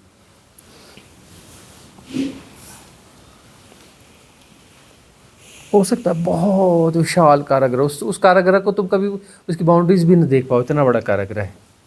तो उसमें विचरते रहो, घूमते रहो, फिरते रहो, है ना, और बाउंड्रीज तुम्हें कभी दिखेंगी ही नहीं। इतना विशाल कारागृह भी हो सकता है। तो तुम्हें महसूस ही नहीं होगा कि तुम फंसे हुए हो, तुम्हें महसूस ही नहीं होगा, क्योंकि तुम्हें बाउंड्रीज का ही पता नहीं। तो तुमको कैसे पता चलेगा कि तुम फंसे हुए हो? तो बहुत बड़ी इंटेलिजेंस की जरूरत पड़ेगी वहाँ। तो परम प्रज्ञा की जरूरत पड़ेगी कि वहाँ भी तुम फंसे हुए हो। इसीलिए तो बहुत गहरे गहरे साधक क्या होते हैं, फंस जाते हैं, परम मुक्त नहीं हो पाते। बहुत गहरे गहरे ऋषि मुनि बहुत सारे फंसे हुए हैं। हमारे यहाँ भी ऋषि मुनि आते हैं रिट्रीट में, उल्टा आसन सीधा आसन करते रहते हैं, पिछले जन्मों के ऋषि। हाँ, कोई उल्टा हो रहा है, कोई सीधा हो रहा है, कोई आड़ा हो रहा है, कोई टेढ़ा हो रहा है, टेढ़ा आसन आड़ा आसन, है ना।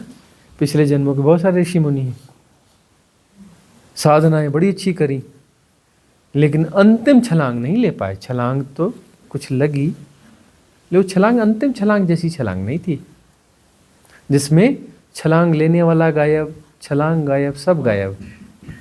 किसने ली छलांग, कब ली छलांग, कैसे ली छलांग, कहाँ गया छलांग लाके, पूरा रिकॉर्ड ही गायब हो जाता है।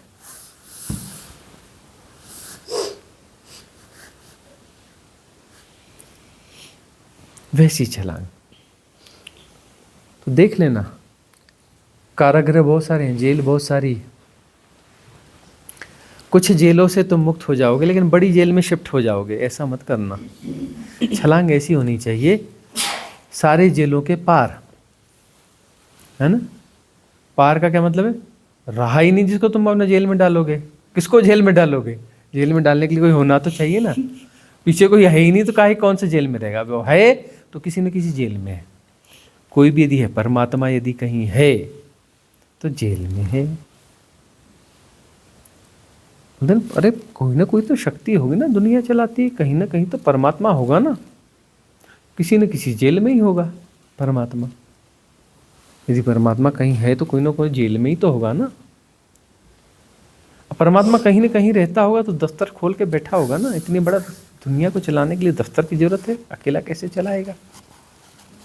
कहीं ऑफिस खोला होगा, अपना महल बनाया होगा, है ना। बहुत सारे बाबू रखे होंगे, इंजीनियर रखे होंगे, ये रखे होंगे। अब तो टेक्नोलॉजी का भी प्रयोग कर रहा होगा। इतने डेटाज, इतनी पॉपुलेशन, एक धरती पर अनंत धरतियाँ प्रतिक्षण पैदा होती हैं। कितने डेटाज की जरूरत। कौन से, कोई सुपर कंप्यूटर वगैरह भी नहीं, कोई स्पेशल कंप्यूटर्स होंगे उसके पास में। सबका हिसाब किताब, लेखा जोखा रखना पड़ता है ना, कर्म वर्मों का। तो क्या डेटा सेंटर, बहुत सारे उसने फ्रेंचाइज भी खोल रखी होगी फिर तो। बगैर उसके होता नहीं भाई, इतना बड़ा सब करना है तो फ्रेंचाइज भी तो खोलने पड़ेंगी ना। अलग अलग डेटा सेंटर्स, अलग अलग सब करने के लिए अलग अलग मिनिस्टर्स बनाए होंगे। जैसे सांख्यिकी मंत्रालय वगैरह नहीं होता, वो सब बनाए होंगे ना फिर उसने। और बड़ी बड़ी बिल्डिंगें बनाता होगा तो कौन सा सीमेंट यूज करता होगा, यहीं से ले जाता होगा, अल्ट्राटेक, अंबुजा। और वो अपना सरिया तो टाटा का ही यूज करता होगा परमात्मा। उसका सबसे टीएमटी सरिया टाटा का अच्छा होता है ना, जंगरोधी। भाई दफ्तर खोला होगा तो ये बिल्डिंग तो बनानी पड़ी होगी ना। कुछ कंपनियों को ठेका वेका भी देना पड़ता होगा, है ना, मरम्मत का। तुम देखो तो सही, अपने आप को झांको तो सही। तुम किन बीमारियों को जी रहे हो, किन इल्यूजन्स को जी रहे हो कि परमात्मा कहीं ना कहीं तो होगा। अरे भाई परमात्मा के अतिरिक्त कुछ है ही नहीं, कहीं ना कहीं होगा का मतलब तुम उसे तोड़ के सेपरेशन में डाल रहे हो। तुम अपने परमात्मा को भी सेपरेशन में डाल देते हो। अरे जो कुछ है वही है, तत्वमसि, दूसरा है ही नहीं, दूसरा हो नहीं सकता। किसी सृष्टा ने सृष्टि कभी नहीं बनाई, सृष्टा स्वयं सृष्ट हो रहा है। ऐसा नहीं है कि एक दिन सृष्टि, 6 दिन सृष्टि बनाई और 7वें दिन आराम करने चला गया, छुट्टी पे है परमात्मा। सृष्टा स्वयं सृष्ट हो रहा है प्रतिक्षण। यहां कुछ है नहीं, सब हो रहा है, उसके होने का ढंग है। कोई पर्वत है नहीं, पर्वत हो रहा है। नदी है नहीं, नदी हो रही है। सूरज है नहीं, हो रहा है। उसके अंदर देखो नत्य है। मॉलिक्यूलर स्ट्रक्चर में जाओ, क्वांटा थ्योरी पढ़ लो, सब हो रहा है। ऐसा लगता है यही तो माया है नहीं जी, हो रहा है। तुम बोलते हो है तो यह माया है, हो रहा है तो मुक्ति है। तुमने जान लिया कि हो रहा है तो मुक्ति है। तुम कहते हो है, अरे स्थायी कुछ नहीं है। ऊर्जा कोई स्थायी चीज है? ऊर्जा लगातार प्रवाहित हो रही है, बह रही है। बहती हुई चीज का नाम ऊर्जा है। ठहरी हुई ऊर्जा से जैसा कुछ होता है? और कोई मैटर जैसी कोई चीज होती है? पढ़ लो ना साइंस, मैटर तो होता ही नहीं। इसी को तो शंकराचार्य माया कहते हैं। बुद्ध कहते हैं प्रकंपितो, सब कुछ नृत्यमय है। इसी को नटराज कहते हैं, है ना? शिव का नृत्य है। सृष्टि क्या है? शिव का नृत्य है। शिव यानी कौन? वो वाले शिव नहीं, कैलाश मानसरोवर वाले शिव नहीं, बहुत सारे शिव हैं, उपाधि। उस शिव ने जो देशना दी वो वाले शिव, वो कैलाश मानसरोवर वाले शिव जो इशारा करते हैं ना कि वह तत्वमसि, निश्चल तत्वम जीवन मुक्ति, वो निश्चल तत्व है ना। इतने प्यारे ढंग से बताया कि हम उसे अब शिव तत्व ही कहते हैं, उनके नाम से ही कहते हैं। वो शिव तत्व जो असीम है, अनंत है, शाश्वत है, निर्गुण है, निराकार है, देश काल के पार है, वह परम तत्व। उस परम तत्व को जान लेना है, उसको उसमें प्रतिष्ठित हो जाना है। उसमें प्रतिष्ठित हो जाने का मतलब मैं जाके वहाँ प्रतिष्ठित होऊंगा ऐसा नहीं। अरे मैं नहीं रहूँगा तो वह तो है ही है, तत्वमसि। वो भ्रांति होती है कि मैं जाके वहाँ प्रतिष्ठित हो जाऊँगा और मैं रहेगा और शिव रहेगा, उसके आसन के बाजू में अपना आसन रहेगा छोटा वाला, है ना। और जब बोर होंगे बोलेंगे बेटा निकालना ताश की गड्डी, चल ताश खेलते हैं, टाइम पास करना है। क्योंकि यदि ऐसा कोई है तो भी टाइम होगा ना, और बियॉन्ड टाइम एंड स्पेस है, मतलब वहाँ तुम होते ही नहीं, द्वैत होता ही नहीं ना। द्वैत रहेगा तो सारी भ्रांतियाँ पैदा होगी, द्वैत के साथ सारी भ्रांतियाँ पैदा हो जाएंगी, दूसरा है ही नहीं। और उसके होने का ढंग है, वो सृष्टि नहीं बना रहा है, उसका नृत्य है, उसके होने का ढंग है। उसके होने का ढंग अनाहत नाद है, अनाहत नाद वहाँ पे रहता है, प्रतिष्ठित है, ऐसा नहीं। उसके होने का ढंग है, आदिशक्ति उसके होने का ढंग है, त्रिगुणा, है ना। जहाँ पर मेटाफिजिकल फिजिकल में नृत्यमय होता है, चेंज नहीं हो रहा है, नृत्यमय हो रहा है। कहने के लिए बोलते हैं कि चेंज हो रहा है, अरे वो उसके होने का ढंग है, वो नृत्यमय हो रहा है। वहाँ पर अडोल था, यहाँ पर नृत्यमय हो गया, वह अडोल नृत्यमय हो गया, और उसकी अडोलता कायम है, उसकी अडोलता गई नहीं।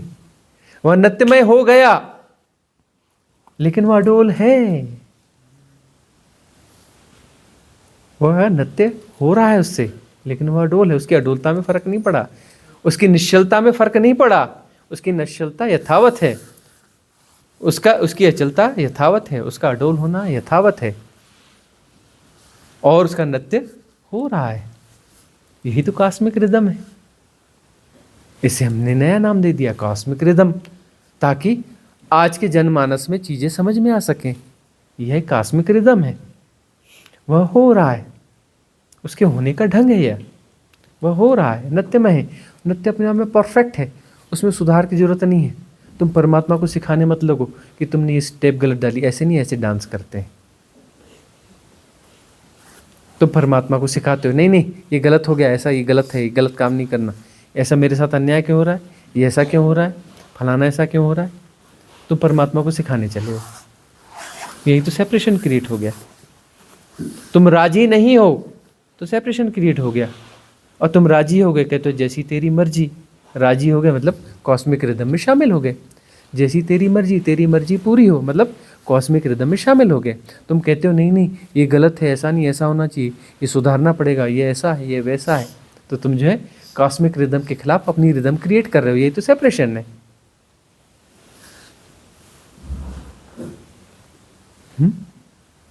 और अंततः क्या होना है, यह सीख जाना है।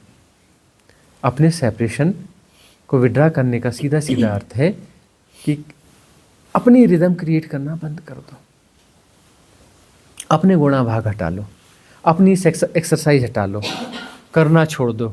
सब हो रहा है, तुम कौन होते हो करने वाले? अरे सब हो रहा है, सब कुछ ठीक से चल रहा है। अजगर करे न चाकरी, पंछी करे न काम। दास क्या, हाँ, दास मल्लुका कहे गए सबके दाता राम। दास मल्लुका कहे गए सबके दाता राम। अरे सब हो रहा है, तुम्हारा भी हो जाएगा। तुम काहे इतना गुणा भाग उल्टे सीधे प्रपंचों में लगे पड़े हो? प्रपंचों से बाहर आओ, सहज जीवन जियो। देखो कॉस्मिक रिदम के साथ तुम आके तो देखो, तुम्हें कुछ मांगना नहीं पड़ेगा, सब अपने आप मिलेगा। तुम मांग मांग के भिखारी बने हुए हो, कॉस्मिक रिदम तुम्हारे सपोर्ट में आती ही नहीं है। तुम मांगना छोड़ो तो सही, सहज तो हो जाओ। सब कॉस्मिक रिदम सबको जो जरूरत है, जरूरत के हिसाब से सब देती है, हमेशा से देती आई है, वहां कोई भी अन्याय नहीं है। कॉस्मिक रिदम सुसंगीत है, परम संगीत है।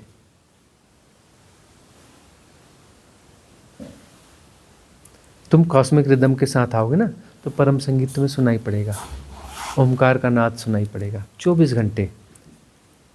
हम किसी चींटी पी की बात नहीं कर रहे हैं कि ची सुनाई देता है, कि टी सुनाई देता है, कि पी सुनाई देता है।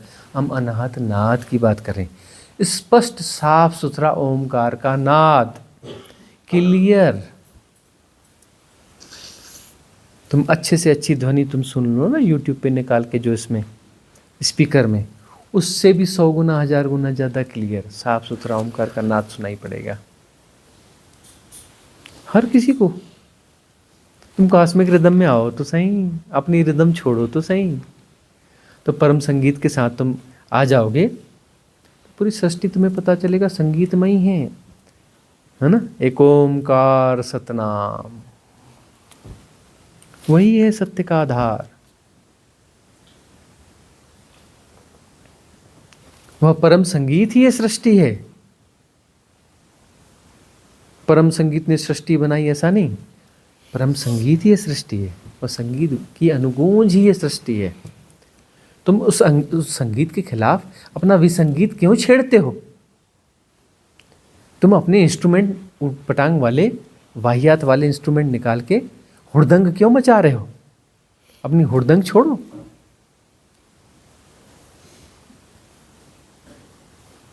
वहां परम वाद्य बजी रहा है, तुम तन्मय हो जाओ उसके साथ, छोड़ दो अपने आप को, तुम अपनी कवायद छोड़ दो, कॉस्मिक रिदम में मर्ज हो जाओगे। जो तेरी मर्जी, तुम अपनी मर्जी क्यों थोपते हो उसके ऊपर? यही तो लर्निंग है।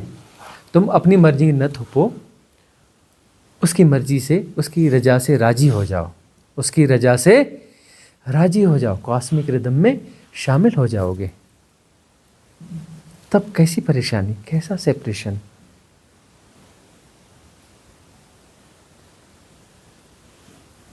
बोलते ना ये तो फ्री विल में बड़ी बाधा है, जबरदस्ती सदगुरु बना दिया। अरे भाई वो कॉस्मिक रिदम है, उसका संगीत है, हो जाने दो। हाँ, ये स्टेप है, इस स्टेप के बाद अगली स्टेप आ जाएगी। वो अपने आप हो रहा है, हो जाएगा। कौन सा फ्री विल में बाधा पड़ गई और क्या हो गया? ठीक है, नत्य नत्य है, नत्य हो रहा है, हो रहा है। वो ऐसा इसलिए क्योंकि ऐसा होना है। उसकी स्टेप ऐसी है तो ऐसी रहेगी, जैसी उसके स्टेप है वैसी हो रही है। कौन फंसा कौन मुक्त हुआ, सब तुम्हारे गुणा भाग है। अपने गुणा भाग विड्रॉ कर लो, समस्या है ही नहीं।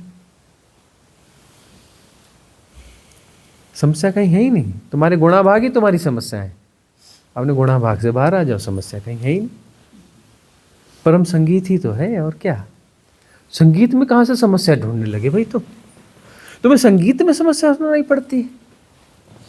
तुम्हें संगीत में तुम्हें चित्र विचित्र कुछ कुछ समझ में आता है? अरे संगीत में कोई समस्या है ही नहीं। संगीत तो डूब जाने के लिए होता है, जो डूबा सो उबरा। संगीत परम संगीत है, डूबने के लिए। तुम डूबो ना। तुम कहते हो संगीत में गड़बड़ी है, सुधारो इसे। तुम अपना विसंगीत, उल्टा सीधा कौन सा राग बोलते हैं? हाँ, अरे नहीं, क्या राग, क्या राग? ढपोर। तुम अपना जो है विसंगीत छेड़ रहे हो जबरदस्ती। तुम अपना संगीत छोड़ दो, परम संगीत है, तुम उसमें मर्ज हो जाओ।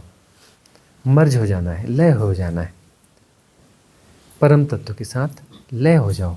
तुम नहीं बचोगे, तुम समस्या हो, तुम्हारा न बचना ही ठीक है। मरो हे जोगी मरो, मरो मरण है मीठा, तिस मरणी मरो, जिस मरणी गोरख मरी दीठा। तुम समस्या हो, जब तक तुम मरोगे नहीं समस्या बनी रहेगी। तुम्हारा सेपरेशन समस्या है, तुम समस्या हो। तुम में समस्या नहीं, तुम ही समस्या है, तुम्हारा होना समस्या है। तुम्हारा होना ही सेपरेशन की घोषणा है। तुम्हें मरना पड़ेगा। तुम मरोगे तब तुम्हारा दूसरा जन्म होगा, द्विज हो जाओगे। जन्म कहाँ होगा? वही जो सदा से है, तुम वही हो जाओगे। वही तो दूसरा जन्म है कि यह करके मैं तो दूसरा जन्म ऐसा होगा, ऐसा नहीं। तुम मरोगे ठीक से तो तुम वही हो जाओगे जो तुम हो सकते हो, जो तुम हो ही वह है दूसरा जन्म। तब तुम द्विज होते हो। नकली द्विज मत बनो, असली द्विज बनो।